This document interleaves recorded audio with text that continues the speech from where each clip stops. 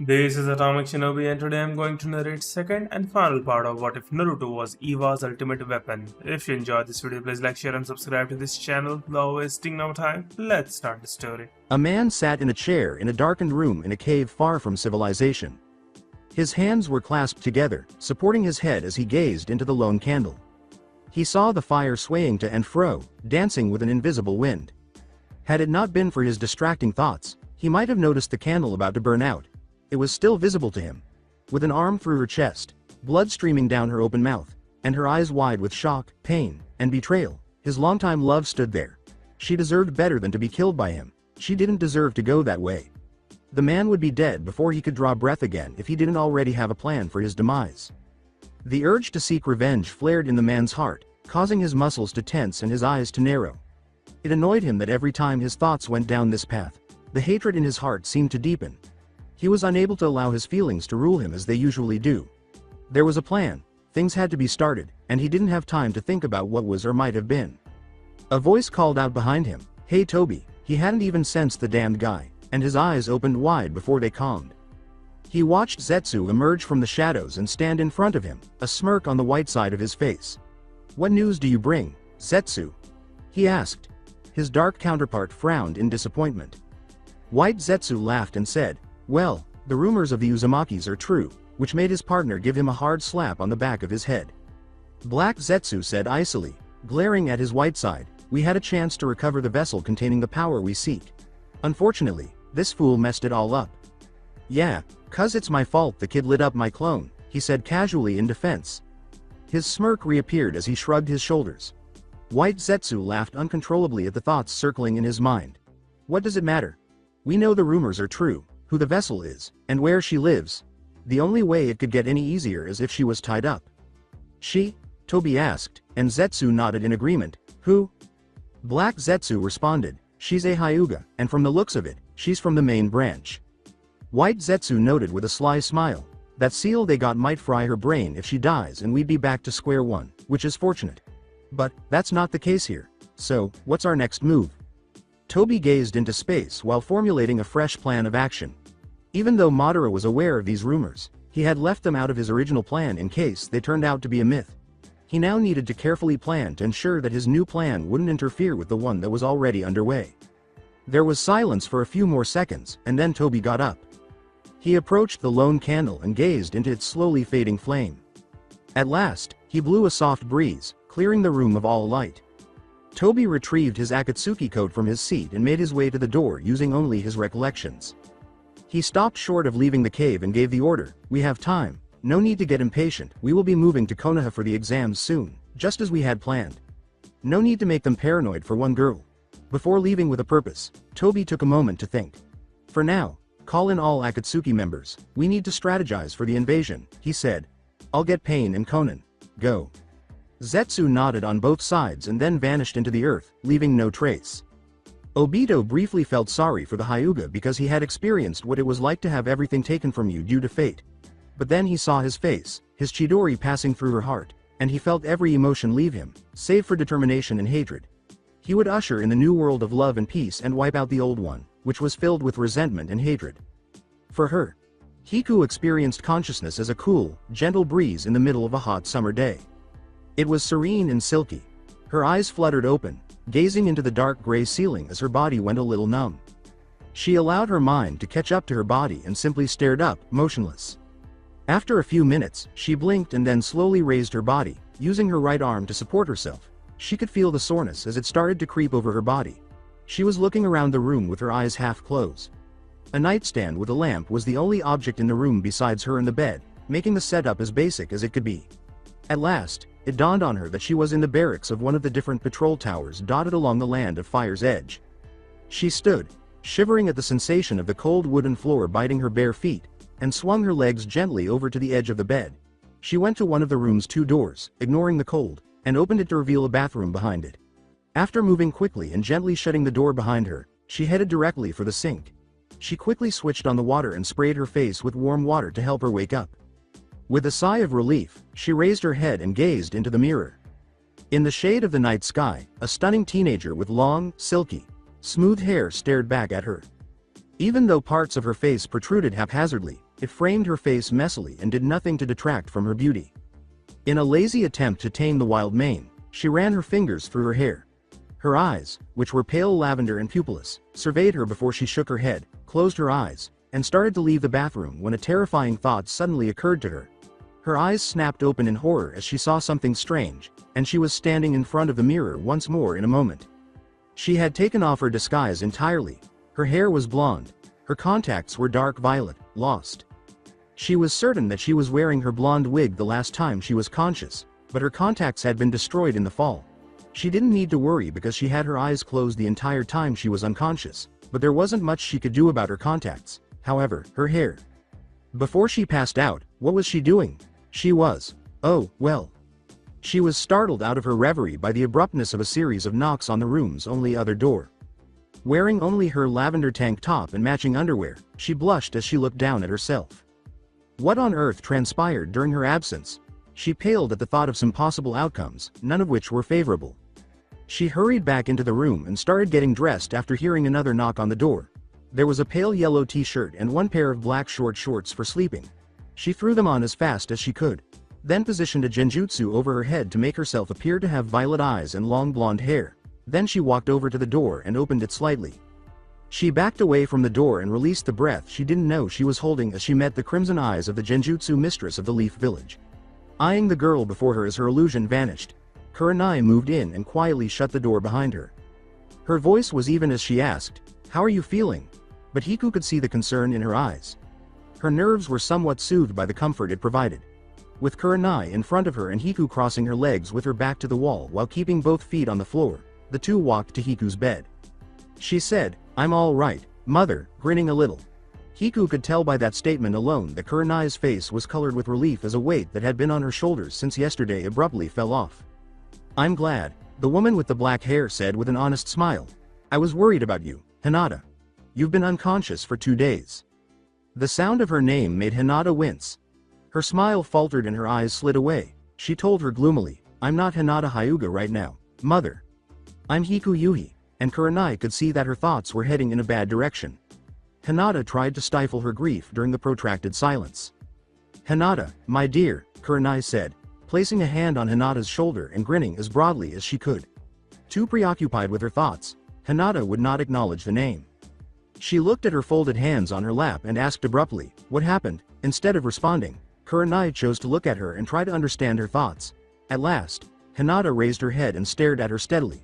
"What happened while I've been unconscious?" Kurenai stared at her surrogate daughter for a while before giving in and letting out a sigh. She held up a hand to keep Hinata from interrupting her. "We found you, your blonde hair signed and smoking slightly, so I took it off," she said. "I, along with Kakashi, were the first ones there, so I managed to do that and place a genjutsu over you before the others showed up." A tiny smile spread across Hinata's lips as she exhaled deeply. "What else?" Kakashi trailed off, staring at the unconscious teenager in front of them. This kid. Kurenai had been too focused on Hinata to notice who she was relying on, but now that she was holding her and was certain she was safe, she looked at Naruto. The wild, sun-bright blonde hair that swayed with the gentle breeze caused her eyes to widen. Kakashi stepped forward, lowering himself to nearly eye level with the boy. Reaching up with his right hand, he traced the scars on his face that resembled whiskers. The fact that the boy who matched his sensei's child description was standing in front of him, at the same age as he would be if he were still alive, and that he looked like the ideal combination of the sensei and his lovely wife, almost seemed like a cruel joke. The two conscious shinobi were startled when a gold, ethereal chain wrapped around Kakashi's hand and waist before his finger could touch it. Kurenai grabbed Hinata and jumped away, hoping to get the girl out of any fight that might start, and a sharp tug pulled Kakashi 3 meters away from Naruto. Abruptly, the red-haired girl appeared above Naruto, her hands poised to hurl additional chains. She pinned my cousin in place and glared steadily at him. "What were you planning on doing to my cousin?" she asked calmly but menacingly. Kurenai could see that Kakashi was still incoherent and unable to react appropriately. Kurenai started navigating hand signals for a basic genjutsu in the hopes of soothing the teenager, but she felt something gently creep up her left leg. Instead of turning her head, she looked at her left leg and was startled to see a white spider move to her knee before coming to a stop. However, it wasn't your typical spidera, it was composed of clay. A voice behind her said, "I'd rather avoid unnecessary fighting, don't you agree?" and she recognized it as the two Iwa Genin's Jonin. Sensei, Deidara. After politely stating, "We're not here to fight," Kakashi turned to face Hinoka. "I wasn't going to harm your cousin. I simply thought I recognized him, that's all." Hinoka's eyes glowed dangerously, and Kakashi thought she was going to split him in two at the waist and separate his arm from his shoulder. She could have done it as well. He was aware of the Uzumaki chain's strength and knew that it would be difficult to break free from them without inciting conflict with Iwa after being caught in a precarious situation. She had attacked first, to protect a teammate and family member, not because she was angry with Konoha. When his feet touched the floor and the chains gradually came loose, he sighed inaudibly. Kurenai's leg spider leapt off her and fled to its master, who was standing behind her. As Hinoka knelt down and started to rub a glowing hand over Naruto, her face twisted in focus, Deidara moved to stand next to him. After surveying the boy's appearance with his light blue eyes, he nodded and turned to face the two Jonin. After saying, "Well, this mission was a bust. We will be taking our leave," he went to pick Naruto up. "Hold on," Kakashi's voice interrupted, and when he turned around, he saw that Kakashi had reverted to his famously uncaring demeanor. He indicated the spot where the enormous column of fire had first appeared. "There is still the matter of our archaeologist," he said. "Namely, your student's murder of him. I can smell his scent heading that way." Deidara looked at his blonde pupil and then let out a sigh. Kurenai nodded in response to Hinata's noticeable stutter. Murder? S. Sobatsuchi murdered T. Tusen? But then his expression changed to one of contemplation and uncertainty. She started, not quite, and then cleared her throat. Apparently, the Tusen that had accompanied us on this mission was not who he appeared to be. He was a fake. A fake, but how? Whenever I discreetly activated my Byakugan, I could see everyone's chakra. There was nothing abnormal about his chakra reserves or network. In fact, it wasn't anywhere near developed for him to be a shinobi, Hinata said, which caused Kurenai to hum. That's concerning, because the only way he could pass himself off as Tusen would be through transformation jutsu. And yet, she said, pausing her analysis to reflect. She maintained a serious expression as she looked directly into the eyes of her surrogate daughter. Kakashi or I would have felt him using chakra if that was the case. "Mother," Hinata interrupted her before she could say anything more. "You said the Iwa.Nin didn't quite murder Tusen. What did you mean?" Naruto muttered out loud enough for his captor to hear. "If I didn't know that I was innocent, I would have already busted out of this," mainly to himself.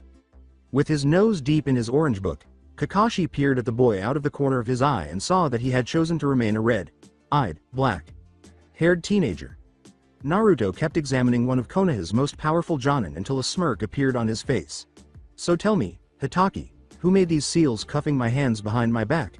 They aren't too shabby for a non-Uzumaki member." By showing interest in Naruto and putting his book away, Kakashi chose to make fun of him. He smiled at him, a smile he was able to keep on his one eye. With a casual shrug, Kakashi said, "Thank you.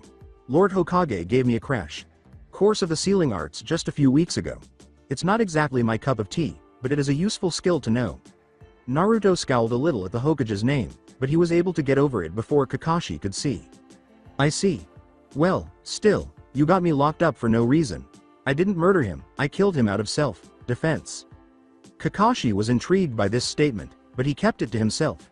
This time, Naruto was unable to control his emotions and showed his surprise by saying, "Oh?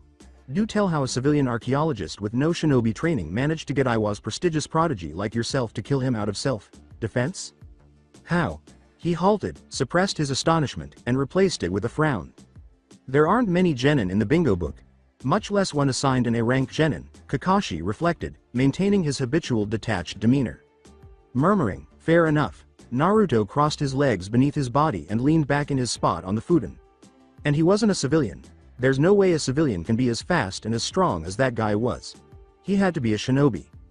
Naruto turned away at his remark, funny, because he doesn't have the chakra capacity to be a shinobi, since he knew that nothing he said would persuade the Cyclops of the truth. They both knew he was at a severe disadvantage. It wasn't difficult to accept that an Iwa.Nin killed a Konoha civilian out of spite for the village after losing his temper. Even though Konoha was a diplomatic country, it would not tolerate the death of one of its citizens, particularly if the murderer was an old foe. Which was true. Kakashi watched expectantly at the teenager while waiting in silence. As he pondered how to escape his predicament, Naruto continued to stare down to his knees. Although it wouldn't be easy, he could eliminate Kakashi if he so desired, as old man Tsuchikage himself had stated. However, he was unaware of his team's situation. What if they were also imprisoned? He didn't lose any of his friends, and he never would. He would have to buy time for now. He said, "So what happens now?" And Kakashi sighed, not fully anticipating the teenager's answer. "Until we get word from our Hokage, we'll keep you here for another 2 days before heading back to the village. There, the Hokage will hand.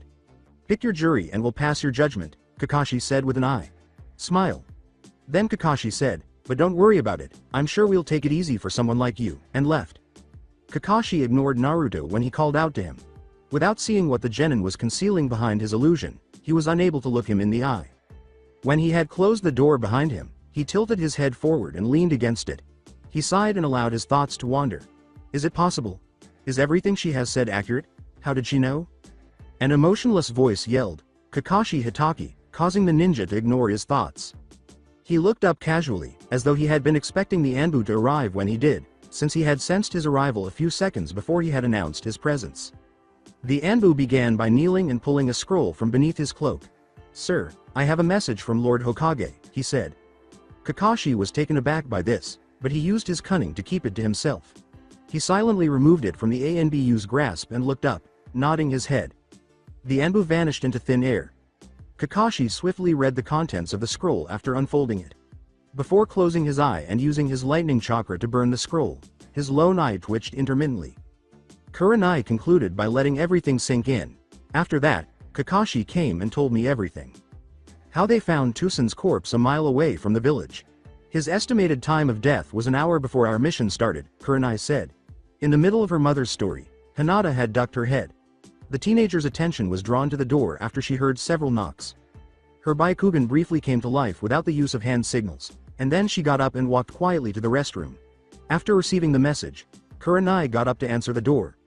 When she did, she met Kakashi Hitaki, her coworker, in person. She said hesitantly, "I need to speak with you about something." As her gaze shifted to the bathroom door, he went on, "It can't really wait," and she nodded before following him. A voice called out, "Mother." She came to a halt and looked at Hinata.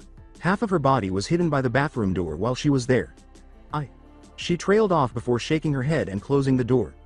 Kurenai was alarmed by that, but Kakashi appeared to need her more than she did at the time. Hinata closed her eyes and allowed the warm water to drip down her bare and aching body. Her mind had been running with thoughts ever since she woke up and it was starting to give her a headache. She couldn't remember everything Kurenai had told her, only that the teen she had fallen into the sinkhole with had been charged with the murder of Tusen, only for that charge to be dropped. She couldn't seem to recall why. Her left knee quivered for a second and she held her head. It felt like her brain was bouncing around, trying to get free. After the pain subsided, she cut off the water and stepped out. Her hand grabbed the soft cloth of her black towel and dried herself off slowly, her mind still buzzing with thoughts, some of which were not her own. It was almost like she had memories. She could see things, places and people she had never seen before. She could likewise feel things she has no business feeling. It was all confusing and it was really starting to worry her. She wanted to tell her mother, but how could she tell her mother what was going on without looking like an escapee from an insane asylum? She saw the dark indigo tank top and black shorts folded neatly on top of the toilet tank and put them on. She stepped in front of the steam hazy mirror and wiped it, exposing her reflection. She gazed into her indigo hair that clung to the bare area of her back and torso, and her pale lilac eyes. She brushed the flyaway hair away from her face, noting how soft it felt to her touch and how easily it moved. She closed her eyes and sighed, taking a moment to truly see herself. This was the last thing she needed. She needed to sleep. Faintly noticing the steam curl out and stretch out into nothingness, she turned and left the bathroom. She took a hesitant step forward and took another sharp breath at the cold floor. Suddenly, something didn't feel right. No, she wasn't in danger, despite her instincts telling her otherwise. However, it felt off. Hinata's lavender eyes looked around the room, finding nothing unusual.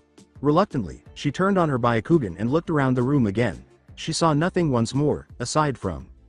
The poor girl was startled by a puff of smoke and jumped back, calling forth a lot of chakra and hurrying through hand signs. In the distance, she could see the outline of a man rising from a crouch. A frown formed on her lips. She would teach the pervert to try to spy on her whether or not she knew the man. A tree grew out of the floorboards and branches grew to hold the man as she used her genjutsu on him. Hinata vanished in a blur, only to reappear beside her prisoner, her hand glowing brightly with her chakra. At last, the smoke haze that prevented her from seeing him clearly lifted, and she was struck by the sight of the familiar red eyes staring at her with indifference. He had a twinge of amusement in his eyes, but it was not entirely accurate. He remarked, almost grinning, "Impressive, most people would just set up a defense." At her surprise, she broke the illusion and returned to her position by the bathroom door, but this time she was in the gentle fist position of her clan. "That was my defense," she said slowly while keeping a wary eye on him.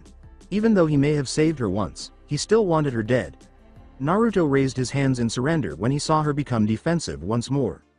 Seeing that she still didn't trust him, he said, "I'm just here to talk." "Fair enough," he continued, removing and discarding his weapons pouch. He arched a dubious eyebrow. She left her stance, which pleased him, but she kept her body poised in case she needed to move. "What do you want to talk about?" Her tone was even and professional, which Naruto found admirable. He started haltingly, which caused Hinata to raise a dark indigo eyebrow. He inquired, "How are you feeling?" She nearly fell forward from the anticipation as her mask cracked. She had anticipated that he would inquire as to whether she was Hyuga, whether she would like to join his village, or something similar. Not that she would. She would just allow her thoughts to wander, giving them a brief moment of consideration before dismissing them. What? She would have assumed that was a blush on his tanned face if she hadn't known any better. Naruto cleared his throat, deeply embarrassed that he had to ask again. "Are you, okay?" She replied, "Why? Yes, a little sore but I'm okay," not yet sure who the teenager in front of her was. What exactly was he attempting to play at? Unlike his last question, this one asked, "So, do you remember anything that happened?" He came here to get information, some of which he apparently only knew from her, not to inquire about her well-being. Hinata chose to laugh at him and did her best to remember that day. Her head throbbed with waves of pain as she did. With her hands clutching her head as though to ease the pain, she fell to her knees. She was quickly lifted off the ground by Naruto, who was at her side. He carried her to her bed and placed her down on it, ignoring the sensation of her toned, soft legs on his arm. He stepped back and waited for her pain to subside. Could the ritual that Chiemi performed be the reason for this? He pondered. He observed her gritting her teeth and writhing, but she remained silent. Even though he was unable to express the extent of her suffering, he was still impressed by her high pain threshold. Naruto waited a moment longer, then reached out and touched her head tenderly. After gathering and transforming his purple chakra to match hers, he showered her with it and saw her expression soften until it appeared as though she was sleeping. Knowing better, he sat back and waited for her to regain her sense of direction. When she opened her eyes, they instantly met his. "How?" He interrupted, "A trick a friend taught me." In response, "You feeling any better?" "Very much so," she said, pausing to think for a moment before continuing. She said, "Do you mind showing me your real self?" That was not what Naruto had anticipated. "Why?" she replied, "So I can properly thank you." When he shook his head, she nearly pouted. When Naruto saw Hinata frown but loosen up a bit, lowering her defenses, the corner of his lip curled upward. Since Naruto had taken away her headache, Hinata forced herself not to give him a hug. Ever since she woke up, it has been a pain in her side. She finally decided to smile appreciatively, her eyes closing a little. Her genuine smile startled Naruto, but he controlled himself. "So, before he could start, Hinata asked, 'Why are you here?'" He blinked, but his face remained expressionless. After considering the possibility of lying to her, he concluded that there was no actual harm in sharing some of the truth with her. He exhaled deeply and turned to face the ceiling. "Well, I guess I should start at the beginning. My name is Sobatsuchi and I'm part of the Uzumaki clan, though I refuse to take that surname at the moment, not until I take care of a few things first." "But that's besides the point," Naruto said, raising his hand in the air casually. "Your archaeologist seemed determined to obtain it and hired all of us to do so, even though it was concealed under false pretenses. It turns out that the temple the archaeologist excavated was built by my ancestors and contained something of the highest significance. So, I blacked out when we entered, and the only memory I have is of you standing next to me, getting engulfed by some foreign light, before you fainted. In fact, the ritual had been performed for me by Chiemi, the founder of the Uzumaki clan and the woman who cast the foreign light. Your archaeologist then arrived, knocked me unconscious, and took you hostage. Fortunately, I tagged you with a seal, tracked you down, and saved you before he could anything to you," Naruto said, grinning a little more and pounding his chest once with his right fist. As she registered everything he said, Hinata pushed it aside to examine later, blushing at the last part, a strange sensation bubbling in her stomach. "You said a ritual. Therefore, whatever the ritual's intended effect on you was. What happened to me?" After carefully crafting her question, she looked away when he nodded and gave it more thought. "And what is the ritual supposed to do?" she asked. Even Naruto didn't blink. I'm not sure, Shiemi didn't mention anything about it. Quiet. Liar. Even though Naruto was caught off guard by that simple word, he was still able to control his facial expression. What? Hinata crossed her arms and legs in front of her and scowled at him. She said, "Liar. You're lying to me," without hesitation. Few people, including his brother in all but blood, Han, and his cousin, Hanako, were able to discern when Naruto was lying. Amusement and rage swirled in his eyes. "You sound sure." She gave a nod. "Very." They fixed their intense gazes on one another, waiting for the other to turn away or blink. Hinata wasn't the first to give, which surprised her. Naruto got up and made his way to the window. His words were, "I only came to make sure you were okay." He started to climb out after opening the window. "Now that that's done, I'm going home." Hinata was pleased with her inner child because she knew she had won this battle and that he had chickened out just as she did. She wasn't happy with his response, though. In the hopes that he would respond, she questioned, "What's happening to me? What will happen to me?" Although the two could hear faint footsteps approaching her door, they chose to ignore it. He gave her question some thought. Naruto decided that there weren't enough surprises in the night, so he removed his illusion to show off his dazzling blonde hair, his azure eyes, and the whisker lines on his cheeks. He said, "Ya no, I'm not a huge fan of frogs, but, on you, they look pretty good," which caused Hinata to blush and look down, remembering the cartoon animal imprinted on the shorts. How embarrassing, her face felt like it was going to catch fire.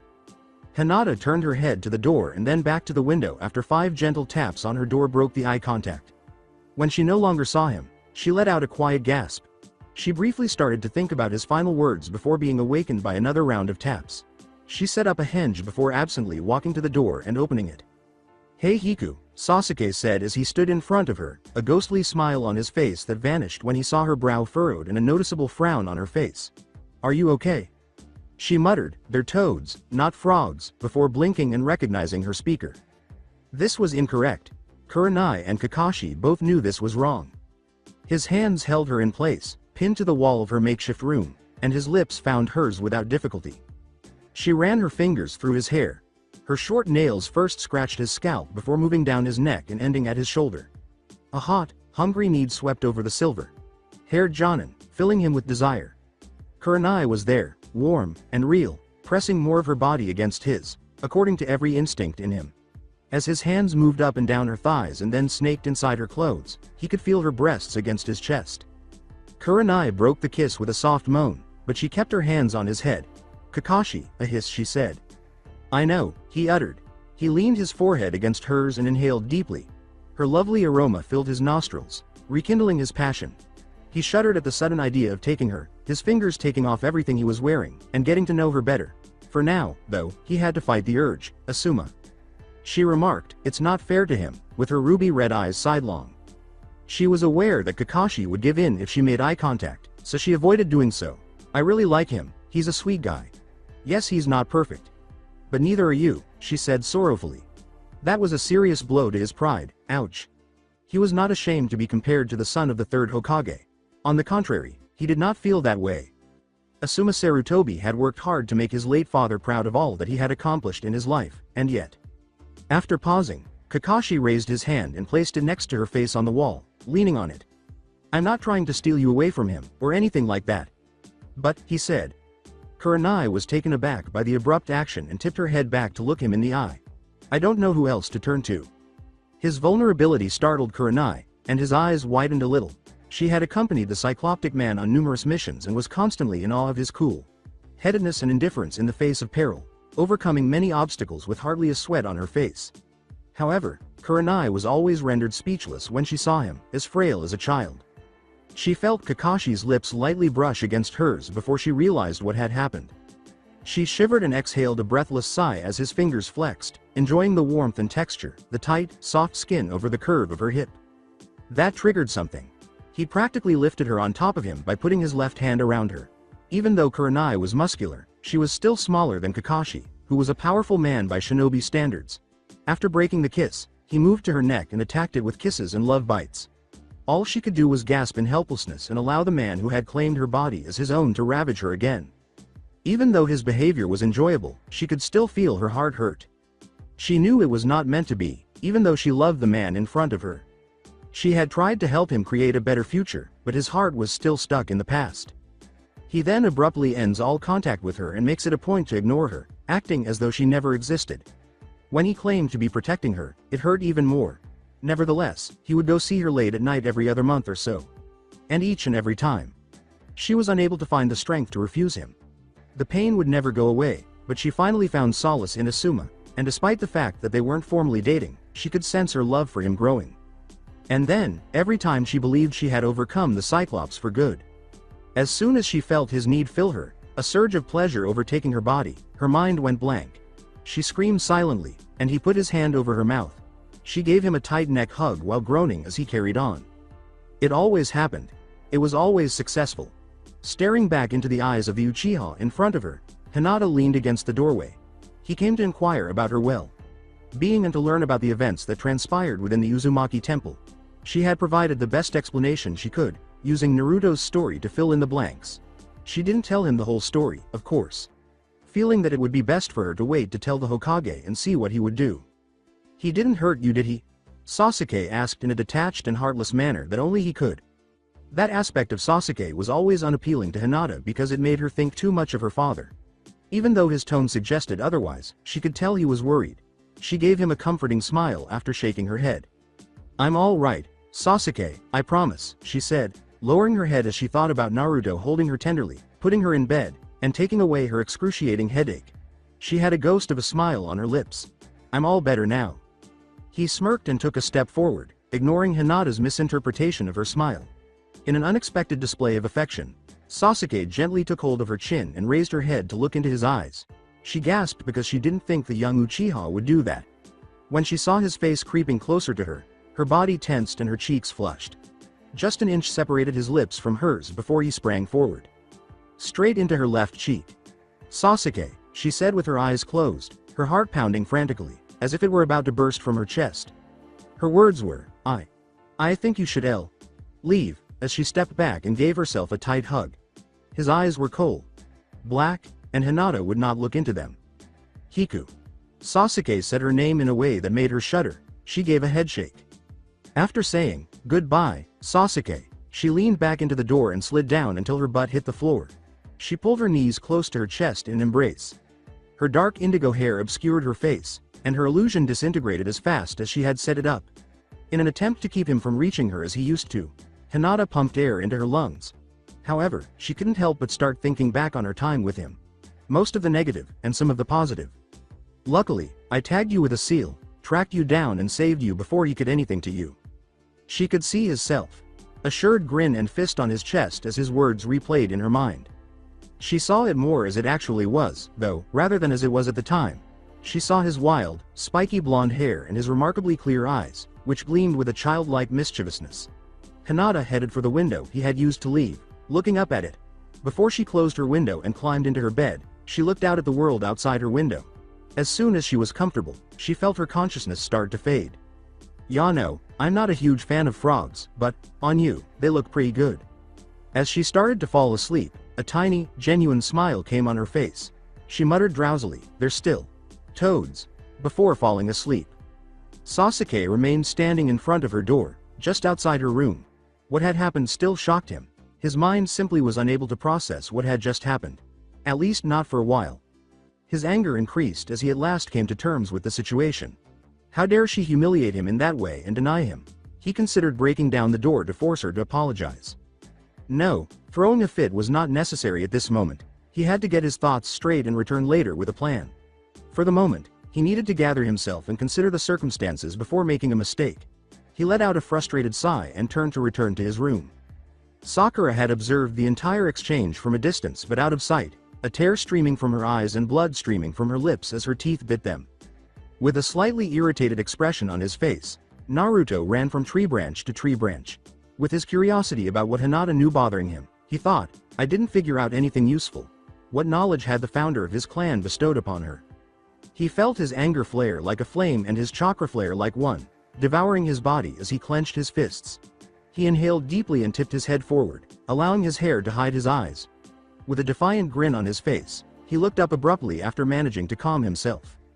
"It's okay, I'll see her again in the Chunin exams, and I'll get my answers soon enough." As he moved through the green canopy of the woodland, a certain black, blonde-haired teen's nostrils were filled with the scent of oak and the forest. As he and his team traveled, he could hear his sandals tapping on each tree's branches and the occasional bird he'd annoy. His crimson eyes were frequently blinded for a split second by the sun's rays as they passed through the leaves. As Naruto passed the Land of Fire on his way to the hidden Lead Village, the region's largest village, it was teeming with life. He was closely followed by his team, who were not as eager to reach the great village as their vivacious teammate. The blonde had been smiling nearly constantly since they set out on their journey back to the Land of Fire. If they didn't know him as well as they did, they probably would have checked him into an institution because it was beginning to creep them out. Despite their inability to comprehend the teen's intense desire to fight Hidden Leaf, they were prepared for the conflict. As soon as the invasion started, they all had their own protocols and directives to adhere to.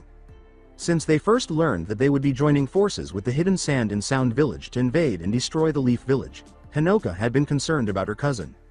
Although they didn't elaborate, the Tsuchikage had alluded to a third party Missing.Nin organization that was connected to the invasion. She hadn't given it much thought because working with any Missing.Nin wasn't part of her job description. Her cousin had been thinking about how he would finally fulfill his dream ever since he was assigned his role in the invasion. He was so near, and the smirk on his tanned face showed how nervous he was. To be prepared for the day, he trained longer, harder, and subjected his body to more severe punishment. However, she had noticed that he had been meditating more and more lately. She was not sure about what. However, she suspected it was related to the Leaf Village girl. Every time she inquired, he would grin and bring up the clan. Whatever that meant. "Sobautsuchi, slow down," yelled his teammate with the black hair. The teenager gave her a curious glance as he turned his head in profile. She shot him a resentful glance in return. "You're being impatient, idiot. At the pace you're going, you might just scare the damn village into attacking you." The red-eyed man laughed at that, which was not exactly the response Kuretsuchi was hoping for. He gave her a charming smile and said, "Relax, Kuro," but it didn't make her feel any less anxious. "You know how peaceful they are. They'd probably just freak out and climb up their treehouses. Their sensei mentioned, be that as it may, we should probably walk the rest of the way there," with a bored tone. Despite rolling his eyes, Naruto obeyed. At least there was only a mile to go. Without turning his head, the teen said, "Sobautsuchi," focusing his crimson eyes on the older blonde on his left. Deidara's frown indicated that he meant for whatever he was going to say to be taken seriously.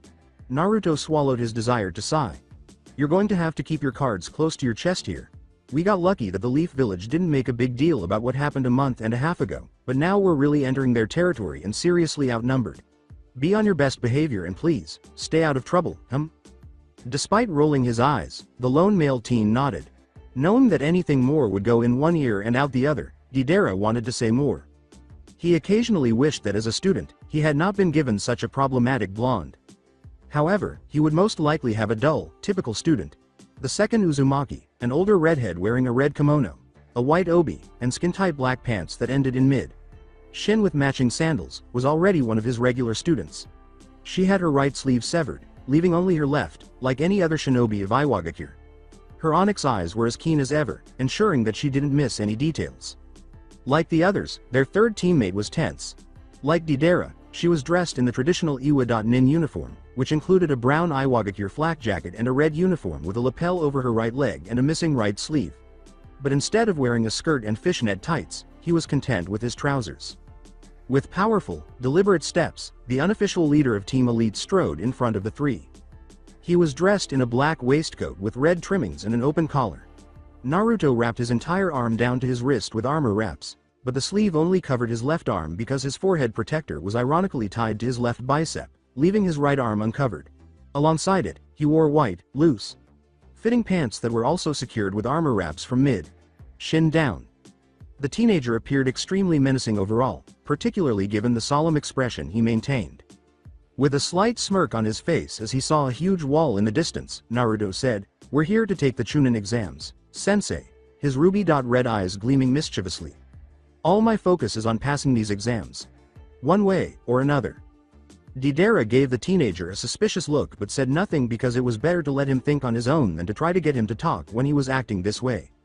They quickly completed the final mile and were now waiting in front of the guard's shack while the two men behind the desk went over their paperwork. All that Naruto could see of the village was absorbed by his dazzling red eyes. He saw two civilians strolling slowly toward their destination and engaging in friendly conversation with one another. There were kids running away from a chunin who appeared to be possessed. He also saw what was known as the Hokage monument in the distance, where the heads of all the Hokage, both past and present, stood guard over the village, just as they always had and still do. His smile turned to a frown upon seeing the image of the fourth fire shadow. He clenched his fist, his knuckles white.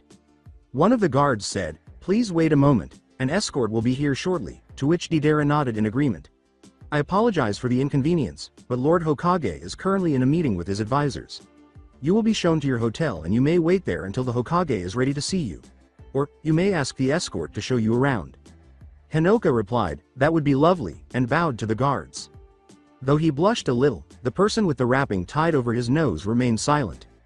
Naruto snorted but didn't say anything else. After Deidara gave a nod, Team Elite moved aside to allow the merchant wagon behind them to communicate with the guards. Naruto realized right away that the village he was in still hated them as much as his own nation did. Naruto was certain that any agreement made between the two countries would eventually crumble under the pressure of all this animosity. He couldn't claim he wasn't accustomed to the glares and stares, as unsettling as they were.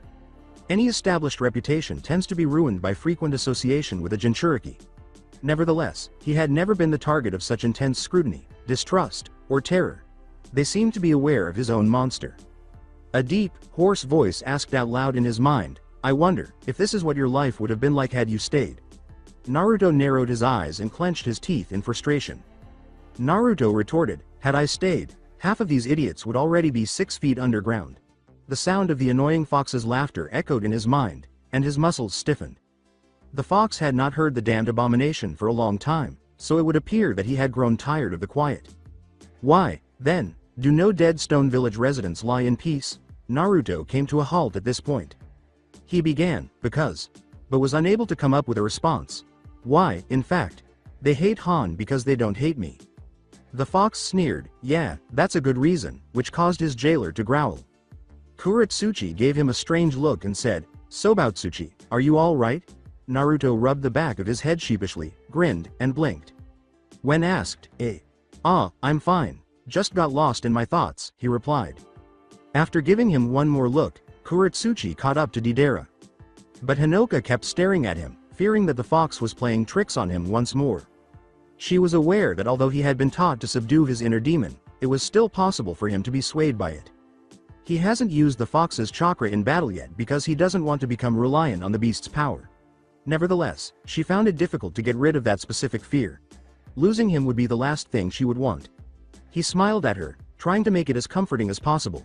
She returned the smile, albeit feebly, and then turned to continue walking. With a sigh, Naruto returned his hand to his side and began to slowly drag his feet in pursuit of his team. Here comes your escort now, and surprisingly on time." "Yo!" exclaimed a silver-haired man approaching the genin team from Hidden Stone Village. "I'm sure you remember me from our last mission, but just to be sure, my name is Kakashi Hitaki and I will be your escort for the evening." Deidara said, "It's good to see you again, Kakashi," and held out his right hand. Without hesitation, Kakashi gave it a shake.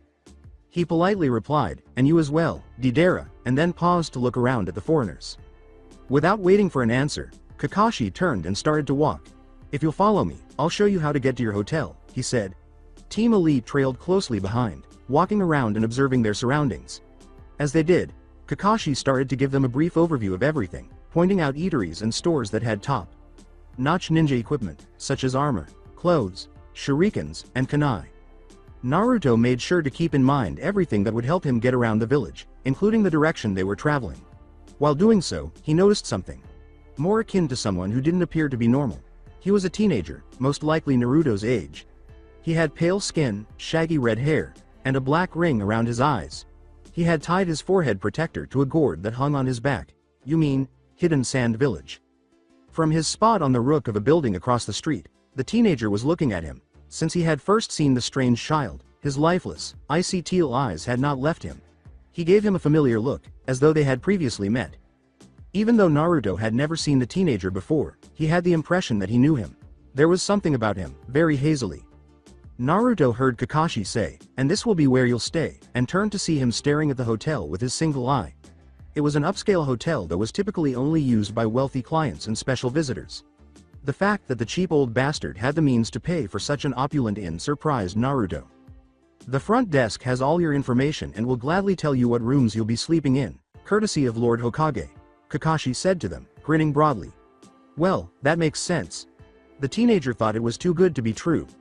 Kakashi said, now if you'll excuse me, turning and raising his right hand as he left. Just as Naruto was about to yell at him to show him more of the village, he gritted his teeth in frustration and started to move randomly while putting his hands in his pockets. His team remained silent as they watched him leave. He was clearly not in the mood to talk to anyone. In the Leaf Village, time seemed to fly by more quickly than in the Stone Village. Naruto didn't want to go to the hotel because the sun would be setting in about an hour. He had paid more attention to the strange expressions and glares from the locals on his journey to nowhere. He hardly gave them any thought, but he did observe how many people actually despise and mistrust him because of his background. He didn't particularly like them for the same reason, so it wasn't like he could really blame them. Nevertheless, he thought it was rather superficial that he was expelled from 2 different eateries based solely on the meaning of his forehead protector. He thought bitterly, said the kettle, but he shook his head. The same redhead from before was there when he opened his eyes again, but this time he was 3 meters away. He blinked, but his face did not show his surprise. This child. He thought the strange child would leave or start talking in a stranger language he made up in his parents' basement. Okay kid, what do you want? He asked. Rather, the redhead approached him, his red eyes never leaving his. Soon, he was standing in front of Naruto, staring up at the taller teen. The black-haired teen could see the emotion in the other's eyes because of how close they were. His spine tingled at what he saw. He could see the rage and bloodlust that burned deep inside of him, his sleep-deprived madness. The chasms and pits in the Stone Village also resembled a hole in a child's sandbox because of the profound sadness that pervaded them. To Naruto's surprise, the teenager had said, "Your death," in a monotonous, drab voice. "Your death will be my greatest achievement." When he said that, his tone and casual demeanor were the most unsettling things Naruto had ever encountered. He discovered something even more eerie than his tone when the creep smiled. A voice exclaimed, "Gaara!" and 2 figures materialized next to the psychopath a moment later. An older blonde with her hair tied up in 4 sections stood to his left. She was dressed in a Land of Wind battle kimono, and Naruto thought she had a huge fan fastened to her back. Naruto was intrigued by this, so she was also a wind user, huh? An older man wearing a black jumpsuit with a hood over his head was on the other side of him.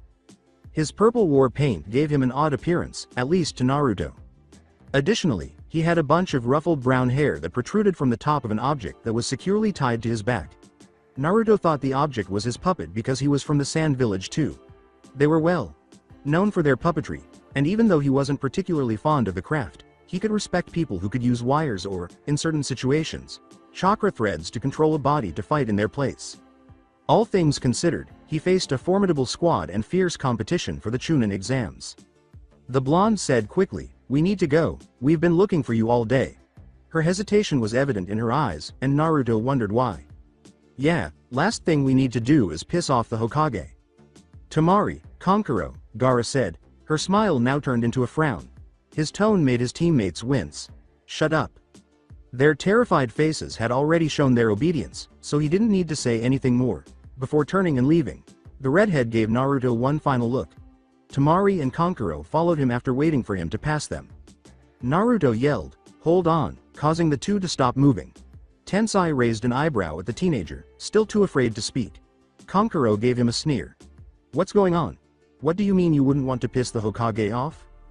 Kankuro remarked dismissively, "TCH, we don't have time to talk to some little kid," as he trailed behind the teenager with the red hair. Tamari turned, but did not give him a questioning look. "Wait." Naruto stepped forward and extended his hand to Tamari. She was surprised when he turned back to face him and grasped her left wrist. Naruto failed to notice the light pink dust that had settled on her cheeks. For a brief moment, neither spoke, their eyes assessing the other with piercing teal and red eyes, respectively. She was the first to sigh deeply, breaking the silence. Without finishing, she released her limb from his hold and hurried to catch up to her teammates.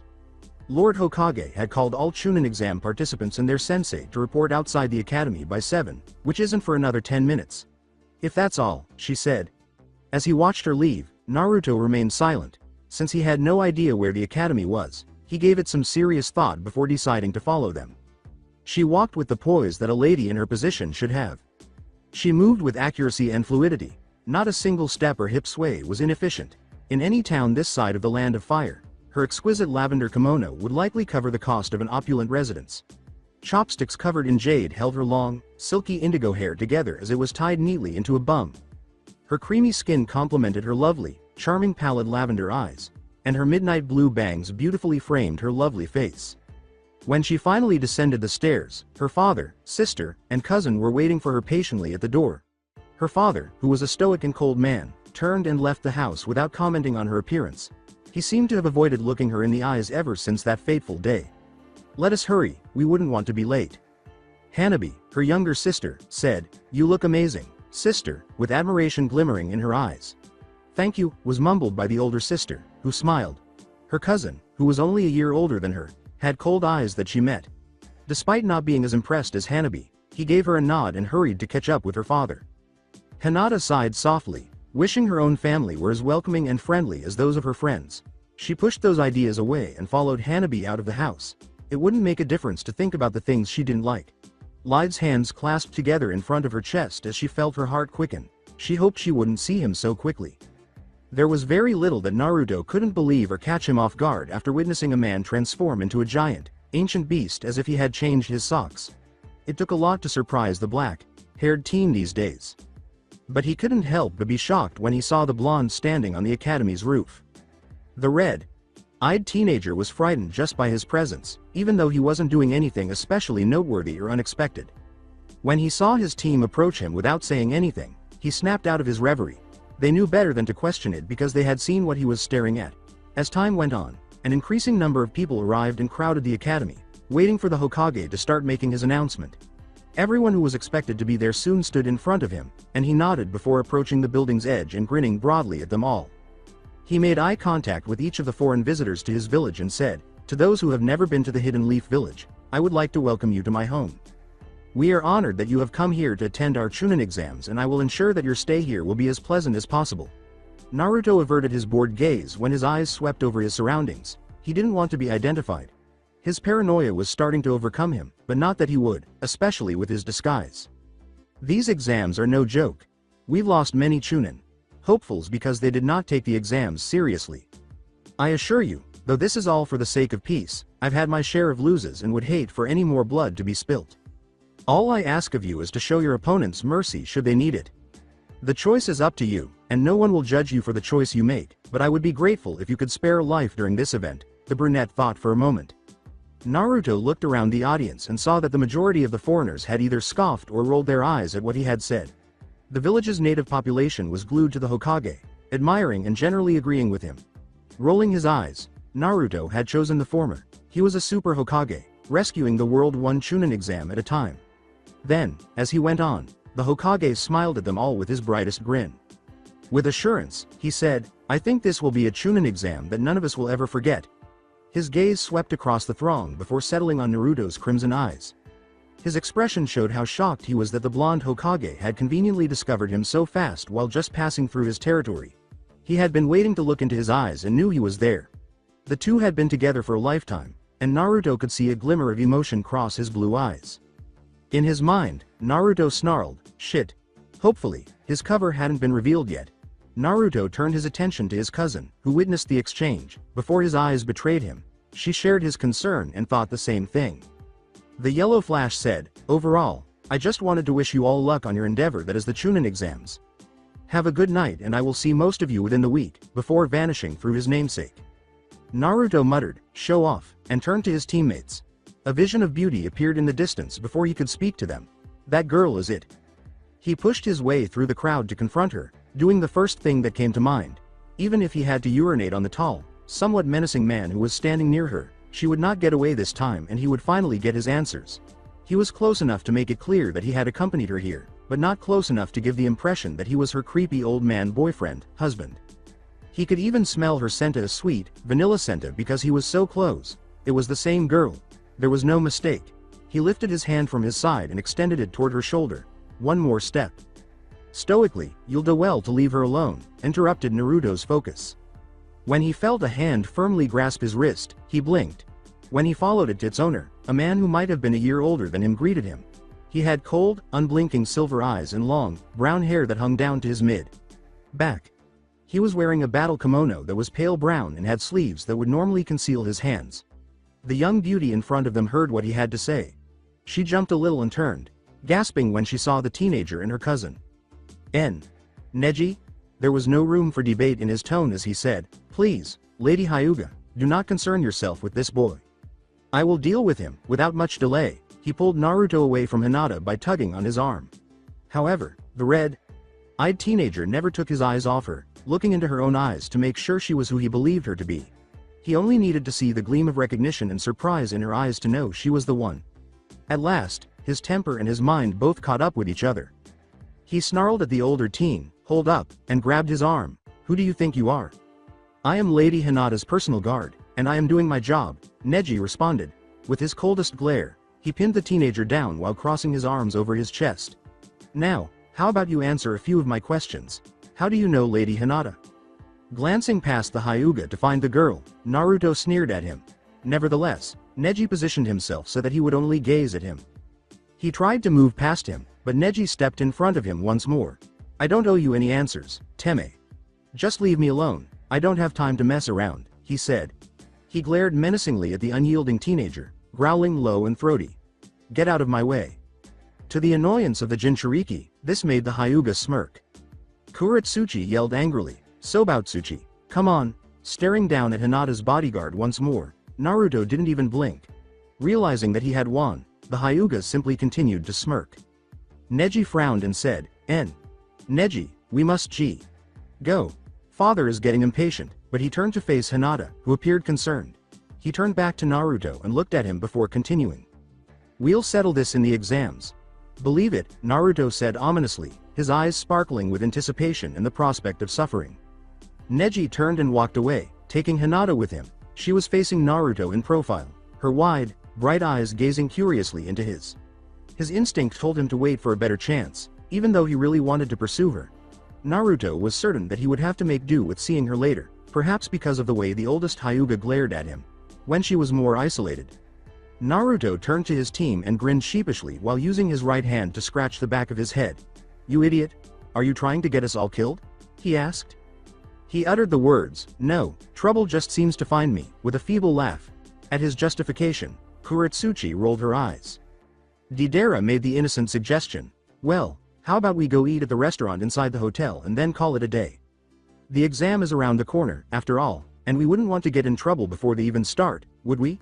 He didn't want his team to start causing trouble so early in their arrival. In an attempt to soothe the teenager, the redhead said, "Yeah, how about it, Sobautsuchi?" After glancing at her from the side, Naruto sighed and nodded. "Sounds good," he said, following his group. In any case, he didn't know how to return to the hotel. A teenage girl with long blonde hair and violet eyes watched him leave, her eyes brightening as they did so. She bit her bottom lip and thought, "It's him. Should I pursue him?" "Hiku?" she asked, blinking, startled that she had become so absorbed in her thoughts. Her curious eyes met the owner of the voice as she turned to face him. Her sensei, Kakashi Hitaki, inquired, "Are you okay?" "I'm fine, Kakashi. Sensei. Just saw a familiar face, is all." He gave her his signature eye. Smile after continuing to stare at her. "Good. Now, how about I treat my cute little genin to dinner? It might just be the last time I'll get to say that." Ignoring Sasuke's strange expression, Hiku simply nodded her head. She had done something that day 2 weeks ago that he still couldn't forget. Unfortunately, it was not to be. She hoped he would move on from her. Sakura gave their teacher a smile before trailing him and Sasuke, with Hiku right behind them. Naruto was unable to sleep. He detested the sudden onset of his insomnia. Perhaps it was simply that he was in hostile territory. In any case, he was unable to settle into the queen-sized bed in his hotel room and was restless in bed. He was aware that staying any longer would wake his sensei, and a jonin who was sleep-deprived was the last thing he needed to deal with. Since he had to meet with his contact in a few minutes anyhow, he assumed it didn't really hurt anything. The elderly man had informed him that his contact would meet him on the hotel's roof, so he sat there. He couldn't help but notice Hinata's lavender eyes staring back at him as his red eyes gazed up at the moon. She was smiling warmly at him, as though he had brought it on. His face was starting to get hot, which both confused and infuriated him. And before he knew it, he was extending a kunai out to his side, holding it in a reverse grip. A second pair of crimson eyes with 3 tomos in each eye met his ruby orbs as they languidly shifted to the right. "Well, what do we have here?" asked Naruto excitedly, hoping to work out before his meeting. He felt a sharp end aimed at his stomach, but he couldn't see it. Pushing his kunai against the Uchiha's bare neck, he grinned. "You're a long way from the clan's compound, aren't you?" I never thought I'd see you again," Uchiha, who has black hair, said blithely and casually. With a twisted smile on his lips, Naruto sneered at him. "Damn it, you're my contact, aren't you?" All Sasuke Uchiha could do was smile. It would be an understatement to say that he was shocked to find that his contact was someone he had met before, albeit briefly. It was highly unlikely that he would even recognize the spy from the hidden stone village. Through the shadows of the village hidden in the leaf, he surreptitiously followed the Uchiha. They moved as quickly and silently as the wind, slicing through utility poles and rooftops with ease. If they continued at their current pace, they would reach the opposite end of the village in 2 minutes. The fact that the stone ninja was able to keep up with him with ease, as though he knew the village like the back of his hand, surprised the native Uchiha. Even though Naruto detested the Uchihas for their blind faith in their superiority and excessive arrogance, he was a little relieved to learn that the clan would be supporting them. He was arrogant, but he understood that to challenge Uchiha's authority was to invite an untimely demise. As Naruto was about to jump to the tree next to him, he noticed that his guide had suddenly stopped in the shadow of a nearby rooftop. Before concentrating on the task at hand and continuing his journey, he observed as he stood motionless, facing an unidentified building.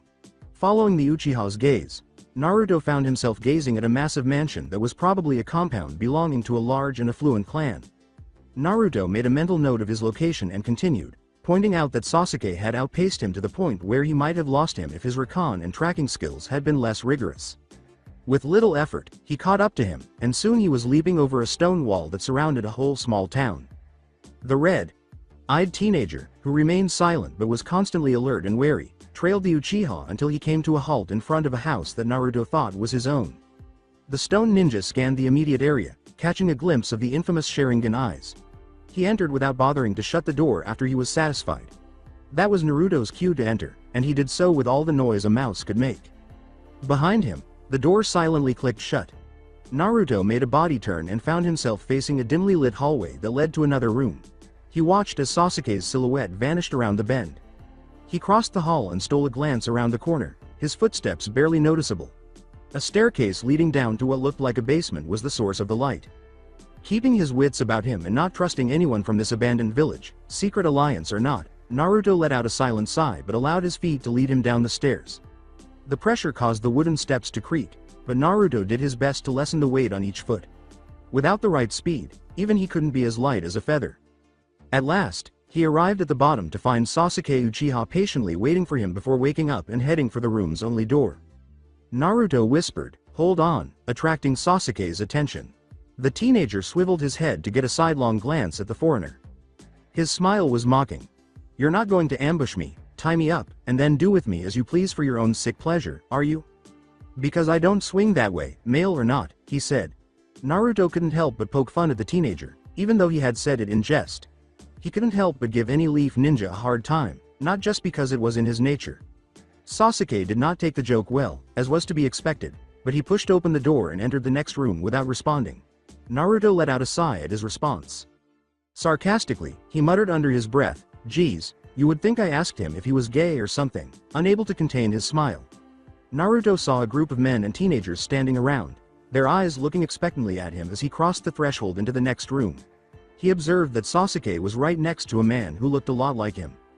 The man said, "I'm glad you could make it safely, Sobatsuchi," and he left the group to meet Naruto face.to. Face. The teenager had to tilt his head back slightly to look him in the eye, but he wasn't much taller than Naruto. "My name is Fugaku Uchiha, clan head of the Uchiha clan." Naruto gave a head nod. "As you already know, I am Sobatsuchi of the Stone, elite genin, here to speak on behalf of the Tsuchikage." "Yes, of course," Fugaku nodded in reaction as well, albeit more slowly and firmly than Naruto.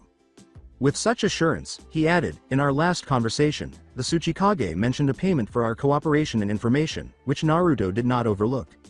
His tone had seemed to convey a threat of punishment if he believed he was being duped, even beneath his words. Naruto removed 2 scrolls from his kunai pouch and gave them to the clan head, unfazed by the implied danger. After giving it a cautious glance, the man took them and tossed them to a Uchiha who was standing nearby. With minimal effort, the clan member managed to catch it. After saying, "You'll find the promised Ryo and ninjutsu in each scroll," he extracted a small black cloth bag from a secret pocket in his white pants. The contents reverberated with a dull clacking sound as he dropped it in the Uchiha's hands. The old man also sends a little extra something for your patience. Fugaku wasted little time untying the white string that held the bag shut, then spilled some of its contents into his hands, only to be pleasantly surprised to see shards of cerulean crystal fall out. After giving one a close examination, a smile appeared on his face. Exquisitely beautiful crystals that were unique to the land of Earth were mined in the hidden stone village, he had heard. Tugaki said, as expected of the old fence sitter, with a chuckle. Naruto forced himself not to roll his eyes. Now, on to business. The Uchiha head snarled, "Yes, where are my manners?" and a clan member emerged from the crowd, carrying his own scrolls. He bowed to his leader, put the scrolls in Naruto's hands, and then vanished like a drop of water into a lake into the throng of Uchihas.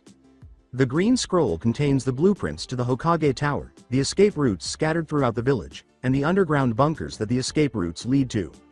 The blue scroll contains the different shift changes and positions that occur within any given week for Anbu and guards at the gate's entrance, Fugaku said with his arms over his chest.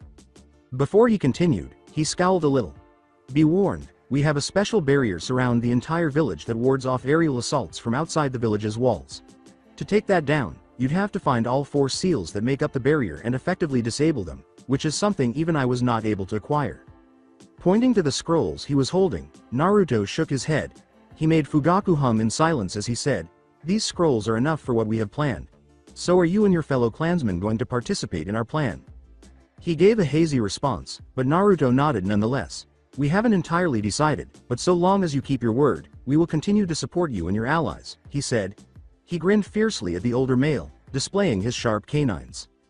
Fugaku smirked and closed his eyes at this assurance. "Soon enough, the 4th will fall, and this village will be yours for the taking," he said. Knowing that he would be selected if he answered in the affirmative, Sasuke moved forward and said, "Very well, if that is all, I suggest you head back now. Do you need an escort?" Naruto, however, shook his head. He left the house as swiftly and silently as he had arrived, saying, "I can find my way. Now, if you'll excuse me." He vaguely felt a presence not far from the location where he had just slipped out as he was leaving the Uchiha district. He could sense that it was watching him, but he was unable to sense any danger. He quickly returned to the rooftop of his hotel after vanishing into the tree canopy, unwilling to risk his cover. With his thoughts spinning like gears, Naruto patted the scrolls in his kunai pouch. He was now one step closer to bringing this damned village to its doom. To Naruto's surprise, the voice said, "It's a bit late for sight. Seeing."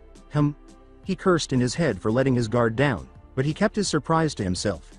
His face was expressionless as he faced the sensei, his mind attempting to keep up with his blonde teacher. Clearly not amused by his students' extracurricular activities, the man emerged from the shadows.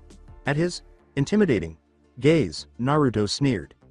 "Relax, I wasn't doing anything stupid. I just wanted to get a feel for this place without all the stares and glares.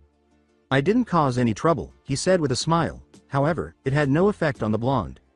Naruto had promised his surrogate grandfather he would keep the secret meeting with the Uchiha a secret from him, despite his strong desire to share what he had just experienced with his sensei. He had told Naruto that he did not trust Deidara as much as he trusted him, but he did not explain why.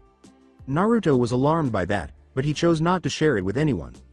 "Regardless, you can't go wandering off all by yourself, especially at night. It's rather suspicious."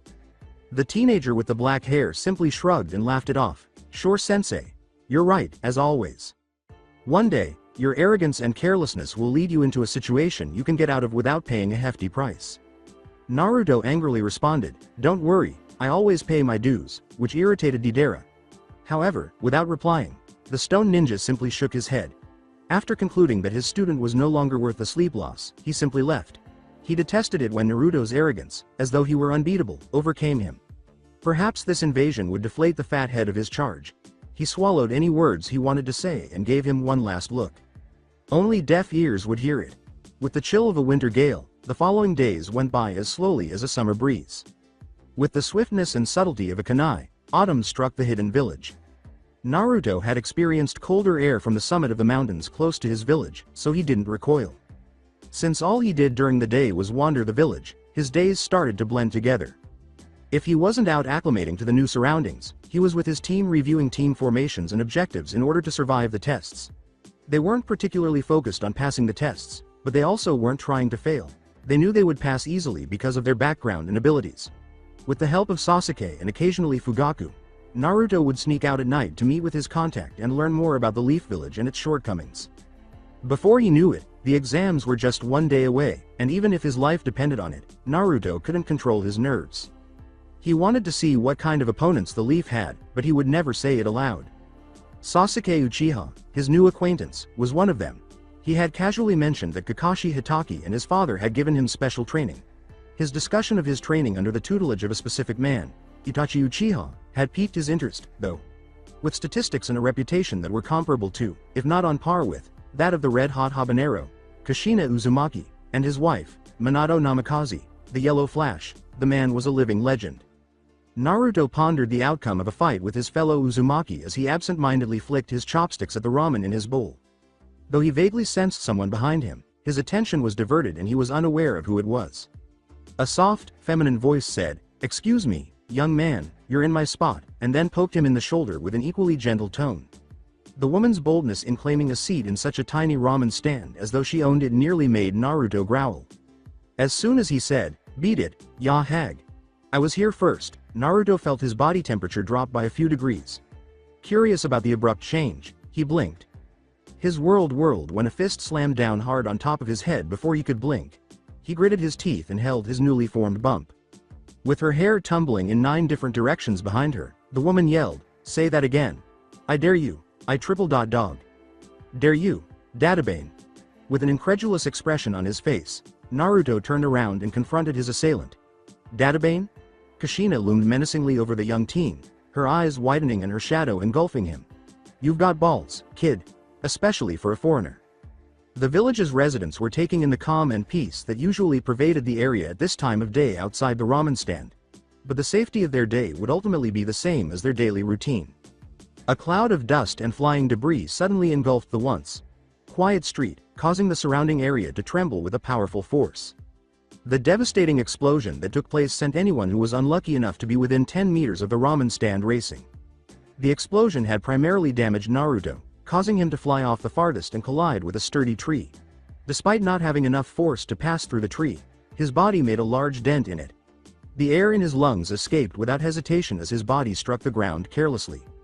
Naruto dismissed the assault and wounds as he usually did, but he was still shocked that a woman had taken him by surprise and even managed to hit him twice, the last of which detonated an explosive device. He stood and scowled in the direction of the former location of the ramen stand. He saw the outline of the hag who had attacked him in the dust cloud, her eyes blazing with pure hatred and malevolent intent. 9 strands of her long hair swished languidly behind her like a patient predator's tail as her hair moved to the beat of the invisible wind. Though he forced the thought to the back of his mind, it vaguely reminded him of his tenant. Naruto glared at the insane redhead, saying, "What the hell, are you insane? Do you want to cause a war?" Kushina, still in the cloud, cocked her head slightly to the left. Another woman screamed, "Someone get Lord Hokage." Naruto heard it. Naruto clenched his jaw and sucked in his teeth, saying, "Yes, only he can tame the red-hot habanero." The last thing he needed was to attract unwelcome attention, particularly from the Hokage. Then it dawned on him, was the red-hot habanero mentioned? He barely had time to think before Kushina swiftly materialized behind him. He looked into his assailant's enraged eyes, and sure enough, the Hokage's wife was standing right in front of him. My mommy. He wasn't a child anymore, not that he wanted to admit that she was one. No more than he could manipulate time, he could not alter the truth. Naruto found himself going straight into another tree because her fist was faster than he had anticipated. Any other ninja's jaw would have been broken by the force of her punch to his face, but he was no typical ninja.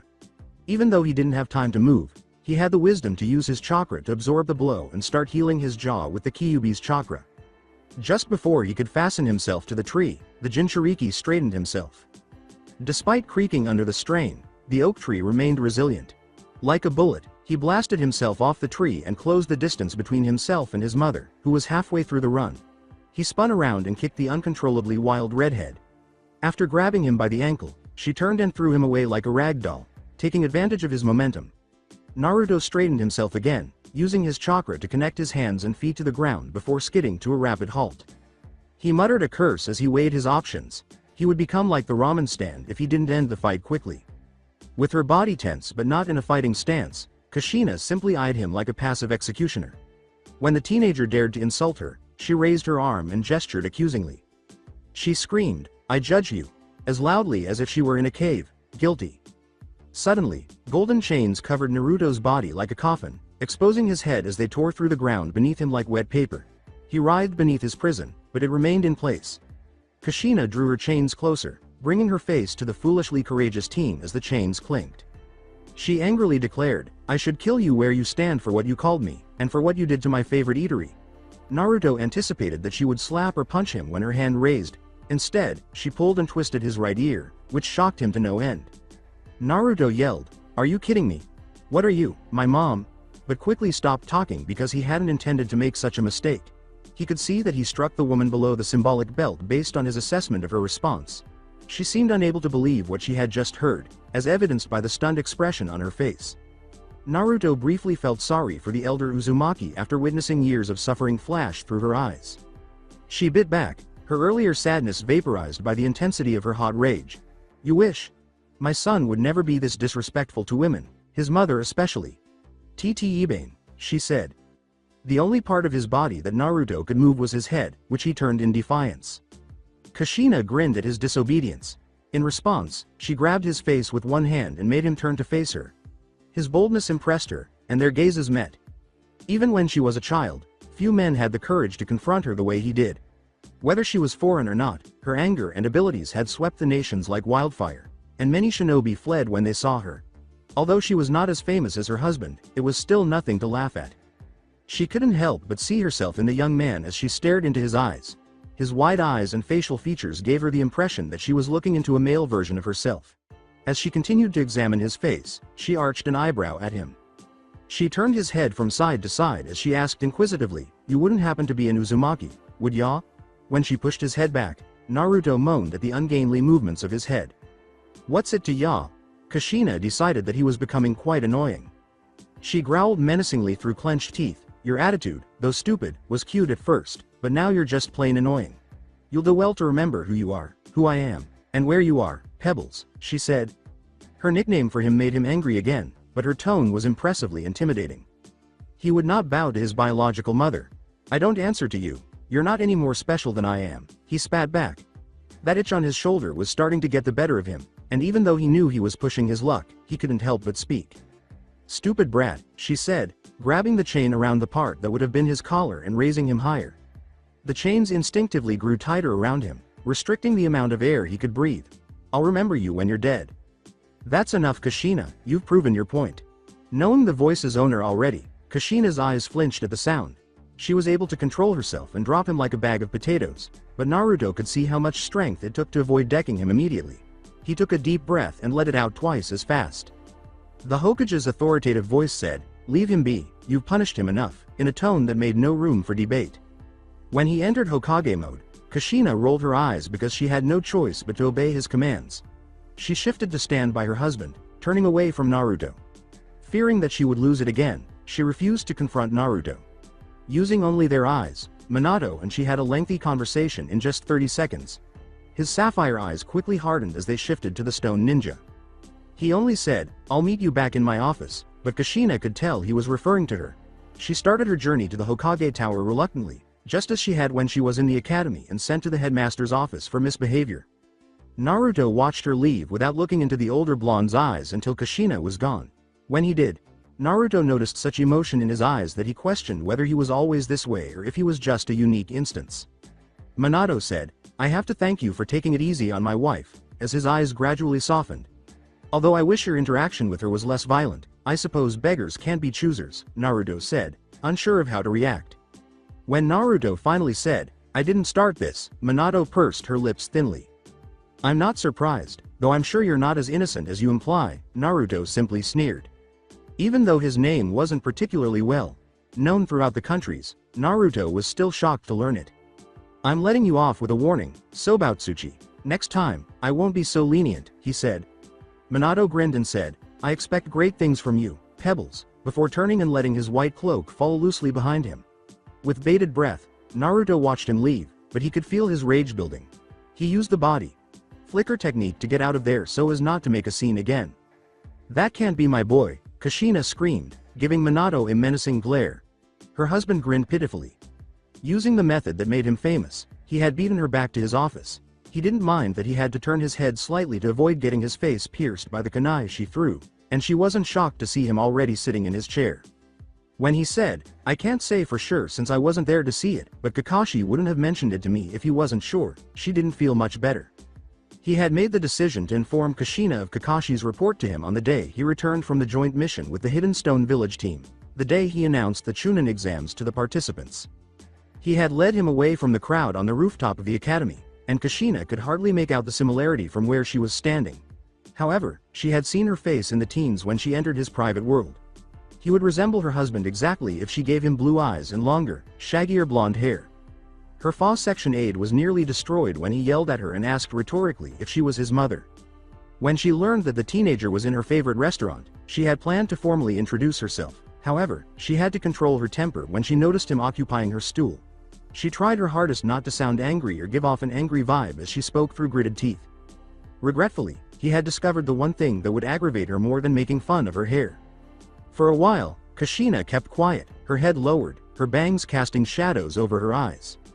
Concerned about his beloved wife's mental state, Minato waited for her to collect herself and her thoughts. She had changed since that fateful night 14 years ago. Any parent who had seen their child die would, of course, do so. However, her transformation was more subtle than Minato had anticipated. Kushina finally raised her head and drilled a hole in the desk in front of Minato before his mind could continue to ponder his ideas. Her eyes were blazing with an unheard of level of hatred. "I'm going to kill them, every single one of those rocks. For brains ninjas. If it's the last thing I do." Minato was unable to claim that his feelings were different. When he first learned of the news, he struggled with himself. His initial instinct had been to march into Stone Village and use a vicious Rasengan to grind the Tsuchikage's head to dust. Even though he was certain that Kakashi would never deceive him, there was still a chance that the silver-haired Jonin would be wrong, and a good leader would never go to war with another great nation based only on a gut feeling. He watched his wife's body tremble with rage, but now that he's had time to keep his composure, he felt more sadness for her than anger. Kushina was the only one who believed their baby boy was still alive. Even he had started to have doubts after 5 years, but she had remained steadfast and maintained their faith. She couldn't find it in her heart to just give up, even though she had told him that she didn't blame him for his lack of faith. The boy was now strolling around her village as a foreigner genin from the village hidden in the stones, at that proving that her suspicions were correct. After 14 years of separation, having her only child so close but him out of her grasp broke her heart. She was unable to love him as she truly desired and hold him as she had hoped. She could only observe from a distance as her son went about his life, apparently unaffected by her presence. Perhaps his mother was waiting at home, praying for him to be spared from the deadly exams, and he had a loving family back in Stone Village. When she saw him again, she would most likely give him a hug. Perhaps, Minato thought gloomily. After all, I ought to go visit the third Tsuchikage. He was startled by Kushina's speedy recovery, which forced him to ask, "What do we do now?" Unaware that he had been holding his breath, Minato let it out. "For now, nothing. It's too risky to try anything with him. There's no telling what he's been told and been through in his stay in the Stone Village. He might be under the Tsuchikage's influence and attack us if we provoke him too much," Minato said in a fit of rage. "I think it's best we wait until after the exams. If he hasn't approached us by then, we'll go to the Hidden Stone Village, to personally deliver a message to the third." Even though all she wanted was to hold her baby again and turn Stone Village into dust and pebbles, she knew that doing so now would only lead to issues down the road. She assumed it would be best for them to wait. As he waited for the remaining Chunin hopefuls to enter the room so they could start the exams, Naruto and his team took a seat at random. Despite the pitiful genjutsu setup on the floor below, he and his team had been among the first to enter the room. After a few minutes, he witnessed Hinata's bodyguard enter the room. Within a few seconds, their eyes met, and Naruto couldn't help but smile. For the rest of the day, the Hyuga merely turned his head and blatantly ignored the teenager with the ruby eyes. He didn't give a damn. Teams kept filing into the room, and Naruto eventually saw Sasuke walk in with his pink-haired teammate right behind him. After some time, Sasuke eventually noticed Naruto in the room. They broke eye contact after a silent agreement of ignorance. With his elbow resting on the table and his head resting on his hand, Naruto swiftly turned back to face the front of the class. This was going to be dull, he suspected. When a voice said, "Hiku, it's great to see you again," the moderate silence was broken, and Naruto's eyes widened as he turned his head to see that Hiku had indeed entered the room. She was dressed in a short, sleeved, dark lavender kimono with a lighter colored sash, black shorts, and black high-top sandals. She had tied her kunai pouch to her right thigh. Their eyes met more quickly than they thought they would, and they looked into each other's eyes as though they were drawn to one another by an invisible force. Innocently, Hinoka said, "Hey, it's the team we worked with a few months back," but Naruto could hear the teasing tone beneath her words. He gave her a half-hearted glare, but he was unable to keep it up because her smile had unintentionally triggered one of his own. He didn't say anything, but he heard Kuretsuchi click her teeth. Hinoka asked, "Oh, come on Kuro. You can't tell me you're not happy to see familiar faces." But her fellow Uzumaki didn't respond the same way. With her eyes piercing the blonde woman on the other side of the room, the black-haired teenager simply scoffed. Naruto muttered absently, "Calm down, Kuro, I think I can see the steam coming out of your ears," as he glanced at the Leaf Genin huddled by the door, missing the red hue his childhood friend had applied to her cheeks. "Whatever," was her only response. As they engaged in animated conversation among themselves, Naruto's gaze never left the Leaf Genin, capturing the interest of the majority of those present. He was amused by the way the Genin from the Sound Village, in particular, scowled at them, particularly when a four-eyed teenager hinted that their pitiful new village was weaker due to the fact that they had fewer shinobi. To his great surprise, they passed through the remaining Genins and went directly for the silver-haired teenager, who was still unaware that he was being attacked. The strange mummified Genin with the metal gauntlet on both arms was suddenly encased in golden chains that sprang up from all sides. His teammates skidded to a stop nearby as his lone eye widened. A female, acerbic voice yelled, "You brats are too eager to get the fighting started," from what seemed like everywhere. Naruto felt his blood chill at the sound. "Oh no." With genuine concern, both of his teammates questioned, "What?" The front of the class caught everyone's attention with a sudden burst of smoke. They noticed a very feminine silhouette standing in a relaxed stance, perfectly poised, within the smoke cloud. The strange, glowing orbs that resembled eyes and were shining in the cloud, watching everyone without blinking, were what most participants found frightening. When the clouds finally parted, they could see that the silhouette was that of Kushina Uzumaki, the red-hot habanero. When Hinoka saw her aunt, who lived far away, her face went white. "Oh no," she murmured, echoing her cousin. Angry that she was the only one excluded, Kuretsuchi chose to express her displeasure at a more suitable moment, such as when the Hokage's wife was not present. The redhead's hungry violet eyes scanned the room before settling on her hostage, leaving a vicious smirk that would never go away. She screamed, "You," frightening the sound Genin. Though it was currently only directed at the wrapped-up Genin, the threat was subtly intended for everyone in the room. "If you try to assault one of my kids again, without my express permission, I'm personally kicking your ass." He gave a nod and was soon freed from his restraints. "Good. Now, everyone come up front and grab a number for your assigned seat. The first part of the Chunin exams begins now." That day in the Hidden Leaf Village was just like any other. With a few clouds in the sky and a light wind that occasionally blew across the village, the sun shone brilliantly. Although there were people going about their daily lives, there wasn't a lot of traffic on the streets. It was as quiet as a thriving, tranquil village of civilians and ninja could be. Nothing out of the ordinary was visible in the village. However, something that would impact the entire village was about to occur beneath everyone's noses. Because there was a lair beneath the Hidden Leaf Village, complete with barracks, obstacle courses, and numerous ways and escape routes. 3 people were seated at a large round oak table in the dimly lit main room of the underground lair, including a man wearing a Konoha military police uniform and shoulder-length brown hair. A man with long black hair, sickly pale skin, and eyes best described as snake-like stood to his left. Finally, a senior citizen sat with his left arm and left side of his face exposed, while the other half of his body was covered in medical gauze. As the 3 of them patiently awaited the arrival of the 4th member, the elderly man kept his eyes closed. However, it was easier said than done for some. The snake-eyed man barked angrily, not really expecting a response. "Where is that blasted man?" Unsurprisingly, the oldest of the 3 remained in his reverie and did not recoil at the unexpected sound of the other man's voice. The officer snapped at the snake man. "Will you stop talking? He won't arrive any sooner with you acting like a brat." He then leaned back and crossed his arms over his chest to emphasize his point. However, the yellow-eyed man only seemed to find this amusing. He teased, "Oh, what's gotten you so riled up, Fugaku?" Fugaku looked down at him. Fugaku growled as he activated his Sharingan eyes in the middle of his sentence. Your mere presence riles me up, Orochimaru. It sickens me to even be in the same nation as you. If it weren't for our mutual ambitions, you'd be down on the ground, with a blank look on your face and drooling with me pounding you into nothing, he said. If it had been someone else, it would have scared them into a corner or even broken them.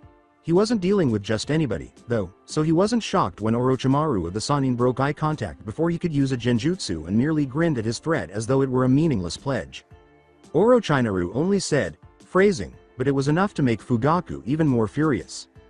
The older man reprimanded icily, enough of this, you both sound like spoiled children. The Sannin simply continued to smirk without saying anything, and Fugaku's gaze never left Orochimaru. Wow, this room just reeks of utter clichés and generic villainy, declared a childish voice behind the oldest man. The oldest turned and swung at the voice with a swiftness that was unusual for a man of his age, while at the same time he drew a kunai from under his sleeve. Gah! The voice exclaimed, and the owner of the old geezer leapt back and away. What the hell, Danzo? Staring down at the masked man in front of him, Danzo's one eye narrowed. Danzo had added enough wind chakra to the blade to increase its reach by 2 inches, so even though the man had escaped the actual kunai, he still ought to have been struck.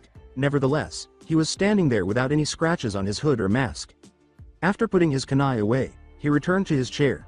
Later, he would have to investigate that. He cautioned the man in the mask, Toby, don't stand behind me. I detest that. Now sit down, there's a lot to talk about. As he walked to the vacant chair, Toby said in a sing-song voice, such as, when he saw Danzo frowning, his laughter increased.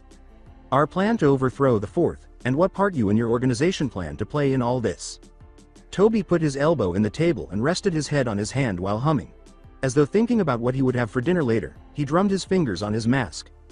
The dull thud of his fingers reverberated off his orange porcelain mask, and the other residents could sense their patient's weariness growing. Chicken, he exclaimed with delight. At this, the other people in the room arched an eyebrow. He gave a headshake. Long story. Anyway, I've spoken to Pain about it and he told me to tell you that we will send a team of 2 to assist you in your endeavors is the word he used, I think. Only 2? Fugaku exclaimed exasperatedly. Only 2 would be sent to assist them? Ignoring Fugaku's totally needless tirade, Toby questioned, 2S rank rogue ninja. What more do you need? They could tell he looked at one of the Leaf Village's advisors, even though they couldn't see his face. As he turned his attention to Orochimaru, he trailed off, and we will do it for 10% off our regular price. In exchange for something. That belongs to us. The Sannin had maintained a neutral expression ever since Toby had appeared. He nearly had his head chopped off the last time he'd been in the same room as someone in the black coat with the red clouds.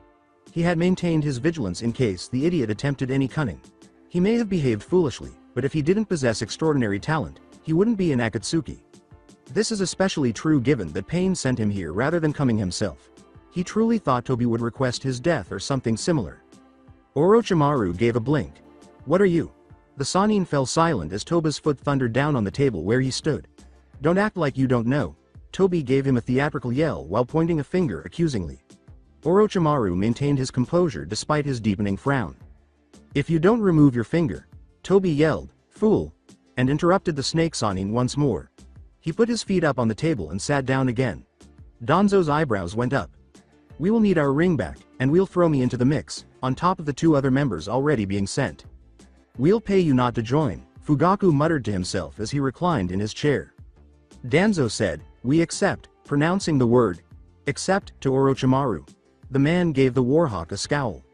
Orochimaru muttered grudgingly and lowly, I'll have it sent to you, but Toby heard him. Now, he insisted, and the other 3 people in the room became aware of the octave drop in his voice.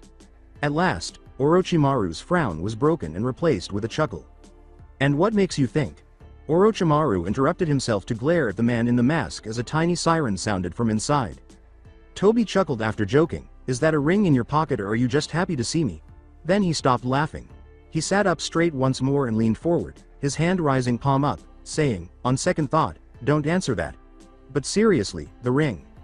Orochimaru's lips had to touch the floor in order to scowl any further. He threw the ring in Toba's general vicinity with a sneer, saying, keep the stupid ring. It does nothing for me. The member of Akatsuki leapt from his seat and made a run for the ring, but he leaned back too much, which sent him crashing into the chair and hitting the floor with a loud thud. The room fell silent. and then they heard a childish, inflated moan from the floor. This restored Orochimaru's positive attitude. Not as amused as Orochimaru, Danzo questioned, "Is that all?" As soon as Danzo heard Toby behind him, he swiped again, saying, "Pretty much." He feinted the swipe this time and tossed an extra kunai. To his surprise, the kunai passed through him as though he had never been there. He said to Danzo, "You need to lighten up, you're so paranoid," before turning to the group. He yelled wildly, "And we will meet again, you have not seen the last of Toby the Great," before vanishing into a whirlpool that started at his eyehole. Toby appeared on a tree branch just outside the walls of one of the great hidden villages, miles from the secret lair. His abrupt appearance had not disturbed his surroundings. The branch's slight sagging under his weight was the only indication that he was there. Before he was satisfied with the ring's condition and put it in his pocket, he carefully examined it beneath the forest canopy, turning it this way and that. Toby probably wouldn't have noticed Zetsu trying to sneak up behind him if he wasn't accustomed to it. "What news do you bring me?" Toba's tone had reverted to its initial pitch, and his body language and voice had lost all traces of his foolish and immature demeanor. He turned to the half-man pair, thinking it odd that Zetsu had not yet spoken. The tree branch caught his attention, followed by the green leaves in the ground. He was focusing on something other than him. The Akatsuki spy sighed as he finally looked into Toba's eyes. "The monotone leader wishes to speak with you," said White Zetsu. "He's not happy that you came all the way out here to speak with Danzo and Orochimaru without his consent." "Consent, huh?" Toby reflected sourly. Toby knew who the true leader was, even though he may have tricked the other members with the whole leader thing. Nagato only seemed to require a brief reminder. Toby said, "Let's go," without waiting for Zetsu's answer. He left both Zetsu to their thoughts and used his Kamui to teleport away. "He's getting arrogant," said White Zetsu. Angrily, Black Zetsu scoffed. "Don't worry, Madara has a plan for his arrogant ass. He's just another pawn in this game. He will be removed from the board soon enough." Speaking of pieces. What? White Zetsu felt waves of anger wash over his partner. Even though he instantly felt his counterpart's murderous intent was directed only at him, he asked, "Who exactly do you report to when you think you're alone?" Black Zetsu said, "You will speak to no one about that. Otherwise, I'll kill you," in a low, sharp voice, but it sliced White Zetsu like a kunai. He nodded without saying anything more because he didn't want to aggravate him further. The two then essentially vanished into the earth, abandoning the region in favor of a more recognizable landscape. Naruto had the impression that a god was out there somewhere, bored beyond belief, and had nothing better to do than to play tricks on him. He had walked to the front of the room to claim his seat, which had been assigned to him at random. The room grew colder as he approached. He quickly deduced that Kushina was the one responsible for the temperature drop at his close proximity. Strangely enough, though he was the catalyst for her rage, he wasn't the cause of it. However, he refused to acknowledge that it was having an impact on him, so he took a random number and left without giving her a second look to find his seat. And naturally, he would be sitting next to the insane teenager who wanted to murder him. Naruto could only speculate as to why, but even if the fourth Hokage himself came for his head, he wouldn't be dead anytime soon. Naruto could sense the team's nervousness radiating off of him like heat, even though the redhead continued to look forward. Why did the redheads dislike him? He seemed destined to fight against redheads of all ages for the rest of his life. Hinoka had wanted to tear his head off his shoulders and kick it all the way to the ocean floor, where the land of whirlpools once lay, when he had first met her. He thought absently, perhaps it was a genetic thing. Naruto vaguely remembered that there was someone seated beside him, but he wasn't curious enough to find out who it was. His gaze remained fixed on his mother, who watched her charges as they made their way around the room to take a seat. He saw that her violet eyes continued to look around him, but never directly at him. If he hadn't been trained by the best in Stone Village, she might have been able to get away with it. But why him was the question now. Yesterday couldn't have been the reason, could it? That's why she wouldn't be angry with him. Would she? Good. Now that everyone's sitting down, we can begin the first portion of the Chunin exams. With his eyes averted and his thoughts absorbed in his recollections, Minato gazed off into his village. He had considered every scenario that came to mind, every way that his child could have survived that night, but he shouldn't have. His own eyes were pierced by the kunai. He had realized his boy was dead after looking into his lifeless face. Minato interrupted himself, unsure of his next move. So how? He kept reliving what had happened that night and the terrible days that followed. He was forced to accept his son's fate and bury him. However, his son was still very much alive and taking the tests right now. Somewhere in the building, his body was sitting and doing his best to finish the first section of the test. Then, like a flash of lightning, he had an idea. "So, who did we bury?" he exclaimed, turning swiftly and rushing out of his office to the door of the Jonin standby station, where he knew his student would be hiding.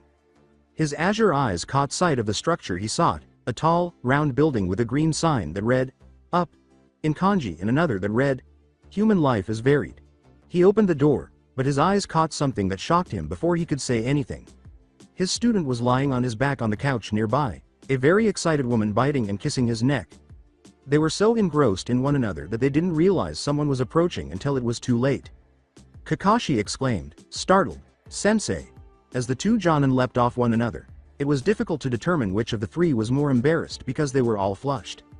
As Minato arranged his thoughts, he could only say, The red-eyed Jonin sputtered, "Is there, anything we can help you with, Lord Hokage?" For a moment longer, Minato simply stared at them both, causing both of his charges to twitch uneasily. Minato shook his head after taking a moment to process all of this information. He said firmly, "Kakashi, with me," and turned to leave. He had to leave there and concentrate on what he had already considered. He shook his head one last time and made a beeline for the cemetery, Kakashi not far behind. "What do you mean, I'm out, but I didn't?" Kushina said softly, not raising her voice above a whisper. "I mean, you're out," but the young Leaf Genin appeared to take a slap in the face. Although they weren't as outspoken about it as he was, his teammates were unhappy. She paused, a smirk spreading across her face. "You were caught cheating, which will not be tolerated here.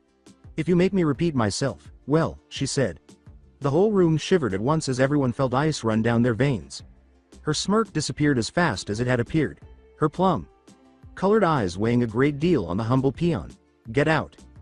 The door slammed behind the three Genin as they left the room as silently and swiftly as possible.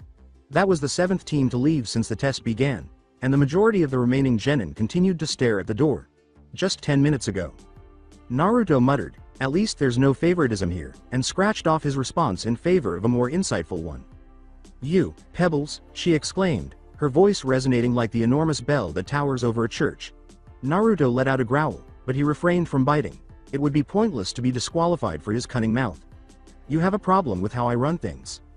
"No, ma'am," Naruto replied somewhat angrily.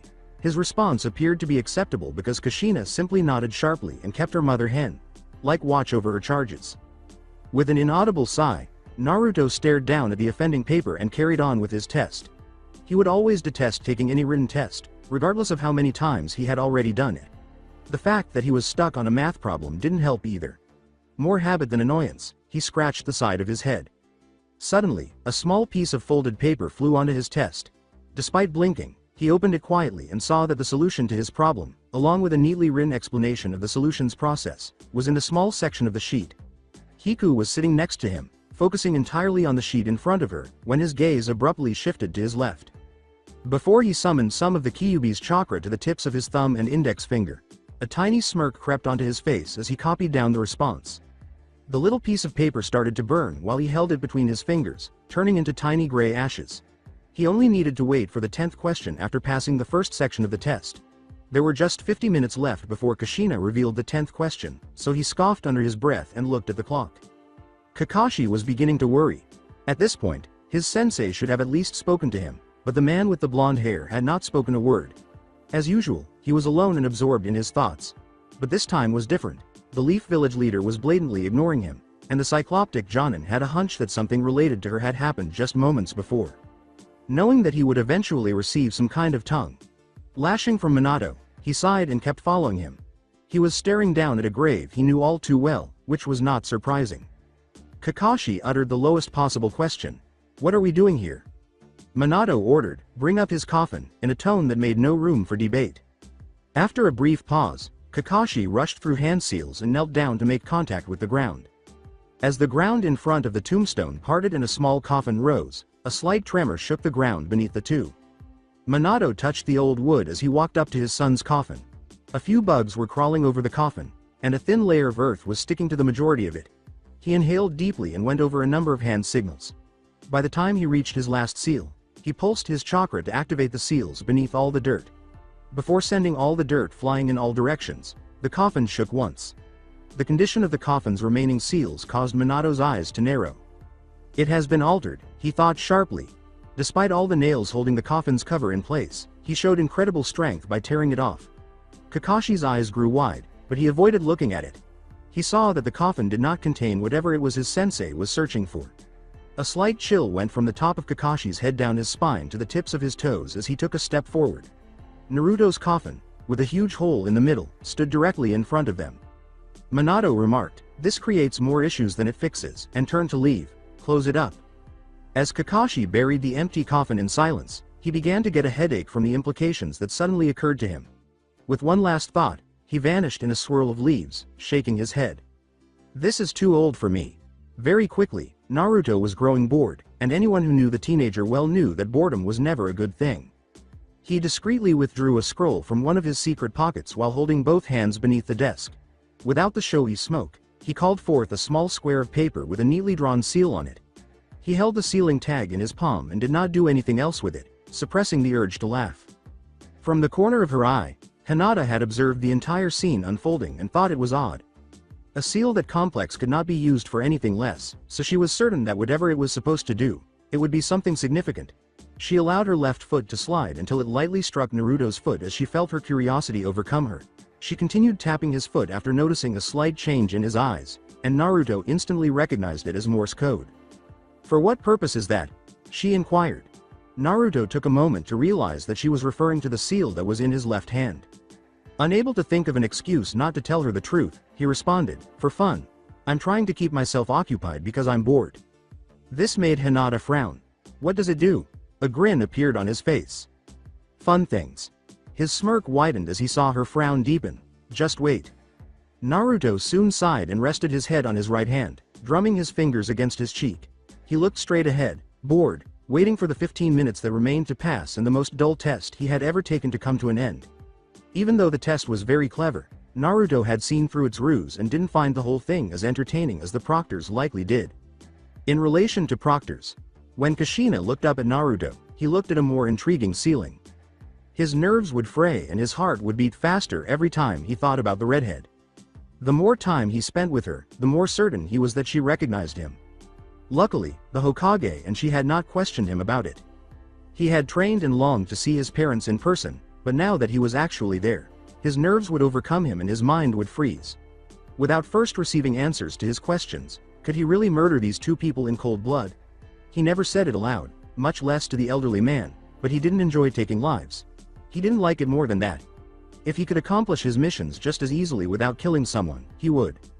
Even though Kushina and Minato were not spared, he was still able to satisfy his curiosity before that.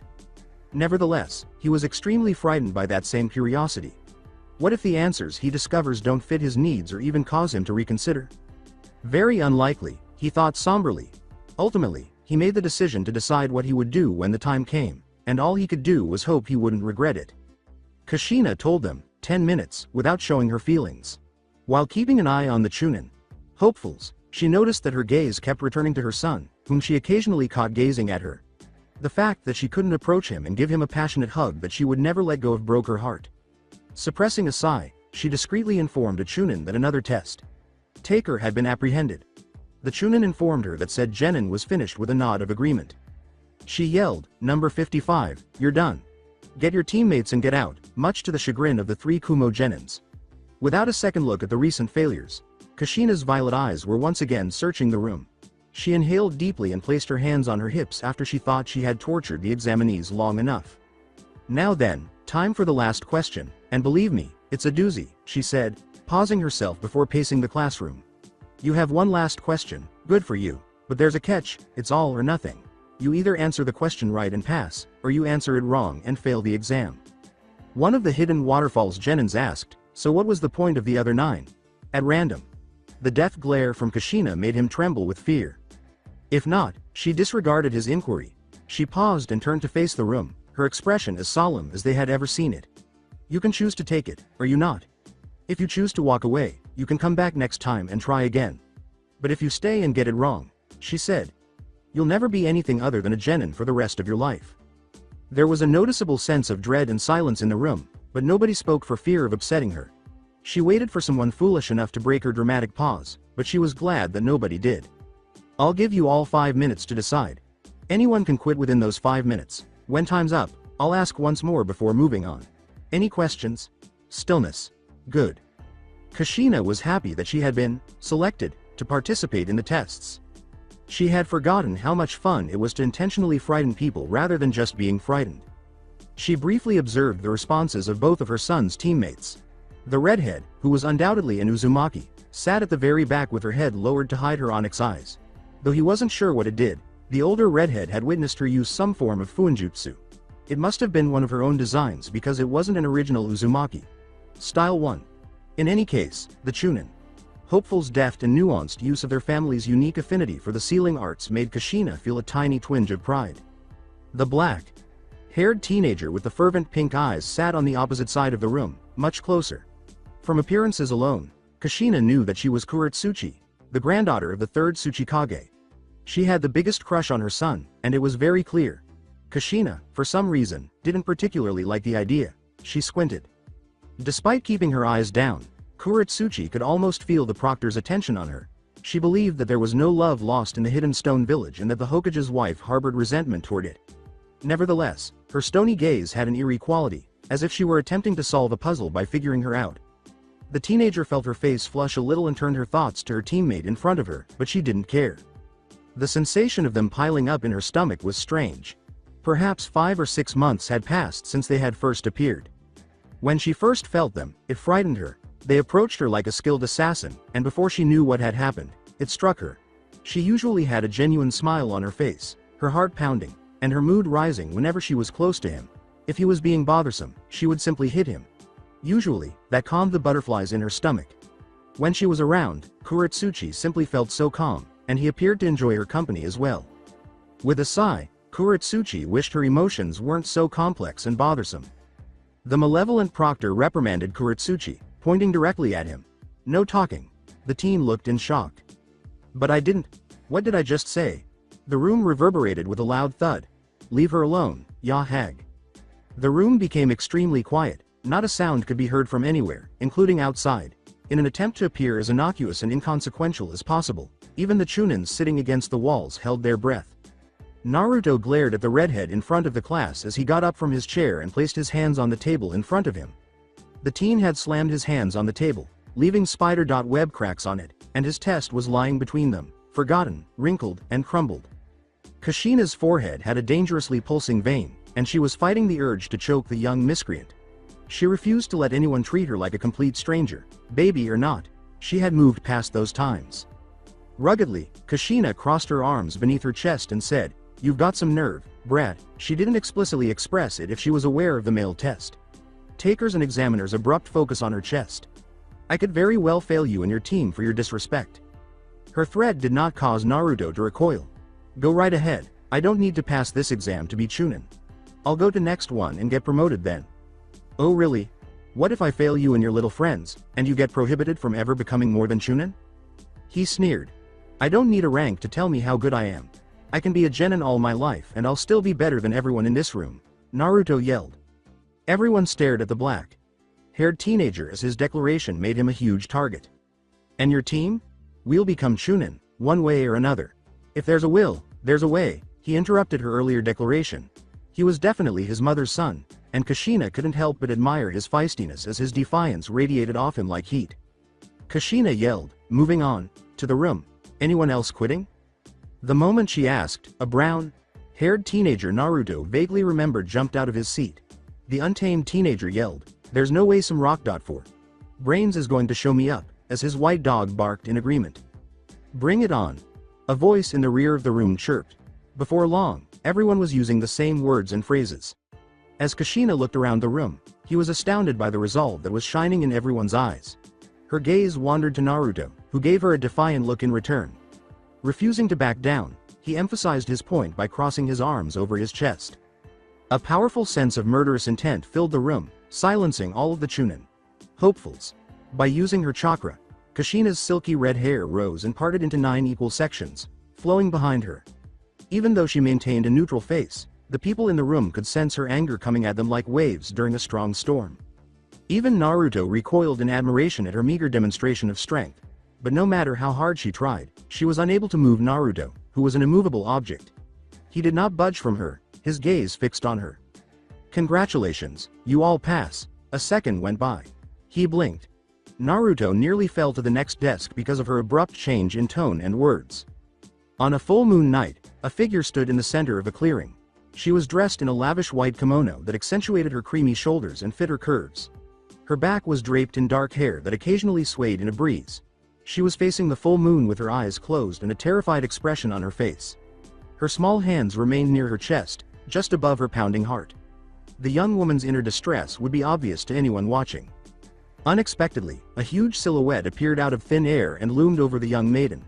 The creature was so big that, in comparison, the nine-tailed fox was a kit. Its breath was labored and ragged, and it swept the field in a powerful gale. The maiden winced, but there was nothing she could do before her shadow engulfed her and opened two eerily yellow eyes. Before she froze and two new limbs emerged from her head, her form fought against the darkness. Slowly, the young maiden's shadow vanished, and a new woman took her place. She had two horns that protruded from her longer, flowing white hair. Even in the shadow of the terrible beast in front of her, her sickly, white skin seemed to glow. Before her eyes opened to reveal perfectly white Byakugan eyes with a menacing smile spreading across her face, she inhaled deeply. The powerful creature behind her opened one eye, revealing a pupil with three tomos in each ripple and patterns resembling ripples. When it saw the strange woman, its eyes hardened, and then it let out a hideous, primordial roar. In an attempt to get the scene out of his head, Heishi shook his head. He couldn't even recall the last time he had dreamed of anything, which made the dream even more strange. Despite everything, he kept thinking about it and seeing the same maiden repeatedly. His heart was seized in a vice by the expression of terror and despair. He was aware of her identity even though he was never able to see her face or eyes clearly. He got up from his chair in front of his desk and rushed out to see her for the third time that day. On the inside, he could feel his heart pounding against his chest and his blood turning to ice, despite his outward calm and stoicism. When he finally arrived at his destination, he grasped the door handle but hesitated. After allowing himself a moment to gather his thoughts, he opened the door and used his keen eyes to survey the room. Hinata was sitting eloquently and expectantly as her personal tutor explained how to greet her future husband, which did not surprise him. He knew that he would eventually have to give his daughter away, and while he was not particularly excited about the prospect, he felt compelled to at least prepare her for it. The eldest daughter of Heishi stole her focus from her tutor, and a stunning smile appeared on her lips as soon as her gaze fell upon him. "Good afternoon, father," Hinata said courteously, bowing to him as her tutor did the same. She missed his relieved glance entirely and got back up. The oldest woman nodded when he said, "I assume all is going well, Akko?" He quietly closed the door behind him and walked away without saying another word. All that mattered was that she was safe. But how long? As he walked back to his office, he wondered absently. Leaning back a little and placing his hands on the back of his head, Naruto strolled along the sidewalk just outside the academy. He wanted to celebrate his minor triumph after passing the first section of the tests. Naruto told his team to begin without him because the only thing he wanted to think about was ramen. His team wanted to return to the room to discuss their plan for the next section. Though he would never publicly acknowledge it, the small Ichiraku stand served some of the best ramen he had ever had out of all the ramen stands he had visited. He didn't flinch when a voice behind him asked, "So are you ever going to tell me what that seal you hid does?" He was certain that she would eventually come look for him. A powerful gust of wind burst from the room they had all left a few minutes earlier, and he smirked. He swiveled slightly to face the academy and Hinata across the street. He could see the tiny glass fragments dangling from the window's edges. With a laugh, he quickly took Hinata's hand and dragged her forward. She didn't notice when they pulled up in front of the Leaf Village's most well-known ramen stand because she was too shocked by what had just happened to question or oppose him. He grinned and said, "Come on, I'll explain, for a price." As she gathered the test papers from around the room, Kushina reflected that it didn't take long for everyone to respond to the 10th question and leave the classroom. As her son's test drew closer, she couldn't help but sigh. It was difficult to be so close to him without shackling him and interrogating him. Just as she recognized the village symbol on his protector, she recognized the Uzumaki in him. Even though it was heartbreaking, she believed that she would eventually have her son back by the end of the exams. And a huge gust of wind burst from the paper as she raised the Sand Genin's test. The other tests were torn from her arm by the gale, which also tore some of them into 2 or 3 pieces, before she could react. By the time the gust passed, Kushina's hair and clothing were rustling, test papers were all over the floor, and chairs and a few tables were overturned. Her face turned the same shade as a tomato, and her left eye twitched. Only one person had the courage to harm her in this way, And she knew who did it. The red-haired man appeared too insane to be sane, but not suicidal, so Kushina thought about it for a moment before dismissing the possibility. She was greeted by 4 Anbu shortly after the event, and the leader bowed to her and the other alert members. "Are you okay, Lady Kushina?" As she stomped out of the room, she yelled, "TCH, Peachy. Clean this place up, Databane." With only one destination in mind, she would ensure that he would give her what she desired. "And so when everyone was cheering about passing the test, I slipped it under the redhead's test," Naruto said, before gulping down some noodles. Under her alias, Hinata nodded slowly as she tried to recall that particular instance. She briefly looked away from him, but she didn't even notice him move in her peripheral vision.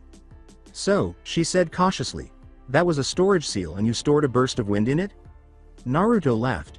With a cheeky smirk, he delivered his cryptic response, "You could say that," which made her face more colorful.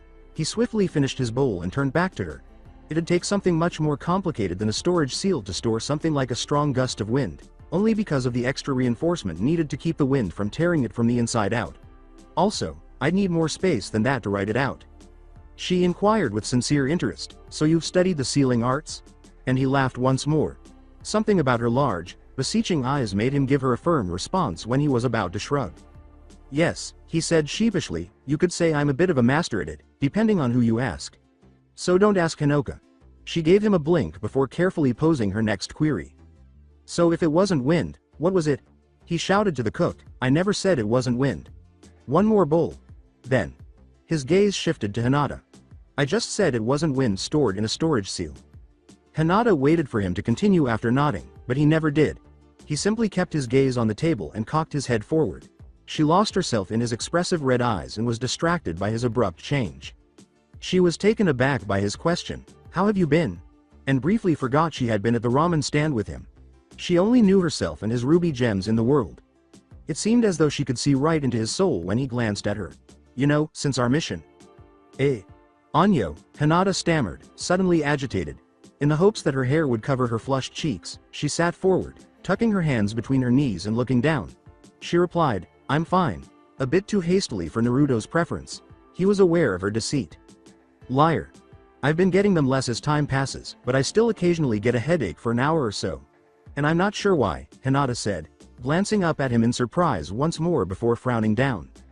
As if they would provide her with the solution she sought, Naruto watched her wander off, lost in her thoughts. After what felt like hours, she finally turned her expressive eyes to face him. Her voice could hardly be described as a whisper, but Naruto heard her as though she had screamed, "Why is this happening to me?"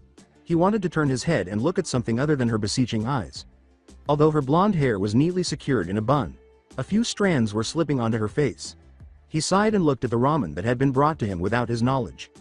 He nodded solemnly, "Not here," giving Hinata a glimmer of hope. He kept Hinata in the background and observed the modest yet radiant smile on her face. "If I'm going to tell you, I'm going to need some privacy," he said. While wondering how he would explain what he knew to her, he allowed himself to smile a little. She stood up and took out her money to buy the ramen. "I know where we can go," she said. After she paid, Naruto got up and followed her, calling forth a shadow clone and sending it to the hotel. He knew just how he was going to tell her everything. As soon as they reached the location where they would talk about her condition, Naruto discreetly and instantly called forth another shadow clone and scattered it, transmitting their location to his other clone. Perched atop the third Hokage's head, he gazed out over the village. As he looked around the bright village, he couldn't help but notice how serene and lovely it was. He could feel an inexplicable joy filling his chest as his heart pounded fiercely against it. He shook his head, he pushed those emotions away as completely as possible and concentrated on the work at hand. He turned to face Hinata, but he saw that she was enthralled with the Leaf Village's nightlife as well. Naruto's voice would not come when he tried to bring her back from her observation. He attempted to look away from her, but they also refused. His body was still there, facing her and standing to her left. Her luscious lips released a sigh of longing, and she turned to Naruto with an apologetic expression. "I'm sorry, I just can't get enough of the view," she said, gazing enthusiastically back at the village. "Have you ever stared at your own village and just felt so lucky to be from there? To know that out there were people willing to die for you, just as you would for them?" Although Naruto wasn't prepared for the blonde in front of him to ask such a philosophical question, he saw no harm in making her comply. Standing off on top of a nearby mountain, he turned back to face the village and found himself back in the hidden stone village, watching it. At night, it wasn't as brilliant as the hidden leaf, but it was still very beautiful. His thoughts strayed to Han, his teammates, his cousin, and even elderly Tsuchikage. A tiny smile appeared on his lips as he was brought back to reality and turned to face Hinata, who had followed suit. "Yeah," he said. The difficult part now was figuring out how to hold off until help arrived. "What? And you mean to tell me that after 2 months, you decide now is a good time to tell me all of this?" Naruto flinched toward Hinoka, who appeared to be about to rip his head off. Naruto's words, "Don't be so loud, woman, and I only told you now because I didn't think it was relevant to mention it before." Through her nose, the redhead inhaled deeply, then exhaled through her mouth. She had to use all of her patience to avoid slapping the fool in the face. "How so?" "Now's not the time for that. Just follow me to the Hokage monument so you can explain what's going on in." When she said, "But I don't know what's going on," she was straightforward. With a look of disbelief, the Naruto clone faced her. "What? How could you not know?" she roared. "Because I wasn't there, and I wasn't told beforehand so I could research it," and then swung her fist forward, scattering golden chains in a torrent. All of them struck him in the chest, sending him hurtling to the wall. The clone scattered under the impact. Hinoka smirked prettily and scoffed, perhaps learning his lesson. When Hinata saw her companion suddenly tense and his features marred by a bewildered frown, she scowled. Before letting out a sigh, he furrowed his brow in contemplation. She sensed that she wouldn't like what he was going to say when he turned his red eyes toward her. "We have a problem," he whispered to himself. He looked away after saying, "I'm honestly not sure what's going on. I barely know anything about it." He was ready to jump away in case she tried to hit him, and he was expecting her to erupt, yell, and call him derogatory names. Observing her from a distance, he was taken aback by her response. He certainly wasn't anticipating that. She had a thoughtful, anxious expression on her face as she bit her bottom lip. Then her bright eyes begged him as she looked up at him. Her voice was so gentle and pleading that it nearly made him ill. "Can you tell me what you do know, please?" she asked. Naruto sighed and took a seat with his legs crossed, gazing out at the village once more. She appeared to find that the statement, "Sit down, it might take me a while to explain what I know," was sufficient. She sat next to him, nodding and grinning. He then went on to explain everything as thoroughly as he could. He gave her all the essential information, but he didn't go into great detail about it. Although Hinata was aware that there was a very real chance he was lying, she felt even more confident that she could trust him. After he finished telling the story, Hinata lost the ability to open her mouth. She stammered unevenly, "So, still trying to understand. Have the knowledge of the first Uzumaki?" she inquired. He says in a non-committal manner, "That's what Chiemi said," and then he lies on his back.